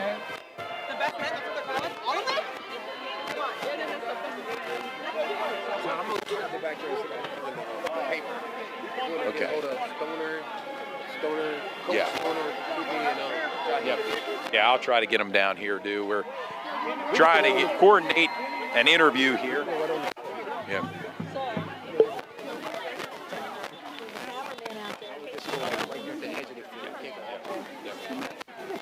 Big win, yep. Take care. Big win by the Bearcats here. I'm going to try to make my way out in the field here to get an interview with player of the game, Jaheim White. Right here, we'll do Joe, my broadcast partner here, do a big one tonight as Belinda Morales is here. And you got the shirt there. Yeah, we got new shirts as new well. Shirt. Why don't you show that to them there? A new shirt I don't know if by Belinda our can get that or sponsors. not. It says hard work plus talent equals student athletes, which is really important for our viewers that are watching. It's one thing to have the athletic ability, but you have to have the knowledge as well to go into college and go to that next level. Jaheim. Jaheim. Yo, Florida. Yep, come on over here. We're going to get you, man. We're going to have it. Man, great game tonight. Good job, Jaheim man. White, Good Florida, job. on it again. I mean, big touchdown runs. Hey, you're live on TV. First of all, you're live on TV. Do you want to say anything to any of your fans or family? Man, we worked hard today, man. Shout out to my mom, my godmom, my goddad, my uncle. Shout out to all of them. No doubt about it. What your touchdown runs tonight? The big one right down here where you bounced off. We thought you were going outside, out of bounds, and then next thing you know, you kind of made nothing into something. Yeah, I was tired though. I thought I was going to tackle, but I just kept pushing though. I mean, my coach Stoner told me to just keep working and keep pushing. That's what I did. No doubt about it. Yeah, that was one of the, I mean, that run on the sideline, I know, was probably one of the best plays that we saw run. And, what's your mindset, going into one of these games where, that you're keyed and they're looking at you, but you still got to get your yardage? Well, do you talk to your teammate? Tell us a little bit about your game prep before you come into a game like this, and every game pretty much, because you got to have that stellar performance because guys are watching and want to take you down. Yeah. All it is energy, though. Like, we come out and we have energy and we work as a team, play as one. And we just keep our composure, even though we down or whatever. We just keep going and keep playing as a team. And I heard also you had a couple more offers that came in this year. You want to? Do you have any ideas of of some more teams that's looking to give you recruitment? Yeah, Virginia Tech, West Virginia, hopefully Penn State. I'll be there tomorrow. You'll be there for the stripe out tomorrow. Yeah, I'll be there. Yeah. And more teams. I don't know. Temple. I'm picturing maybe you teaming up with Nick Singleton at Penn State. That would be pretty good. What are your thoughts? Yeah, that would be good, but I'm already knowing what it is, though. I mean, Nick is a demon, you know what I'm saying? But no doubt. Yeah. Okay, well, we know that you have a player of the game shirt before, man, so we didn't want to give you the same shirt as we did last time, so now we have a new shirt we want to give to you, man, because we know you go through a lot of shirts. Your helmet came off a couple times a day because you're a hard runner, so, if you can just, this is one of our shirts. It's hard work plus talent equals student athlete. If you could just show it up to the camera, they're watching. Show it up you had right a lot there. of fans that, on the YouTube chat that wanted you to be player of the game, bro, so, you worked hard, man. Why don't we get a picture here? We'll have them get a picture with you holding the shirt up. Yeah, we'll get. Hold the shirt. Yeah.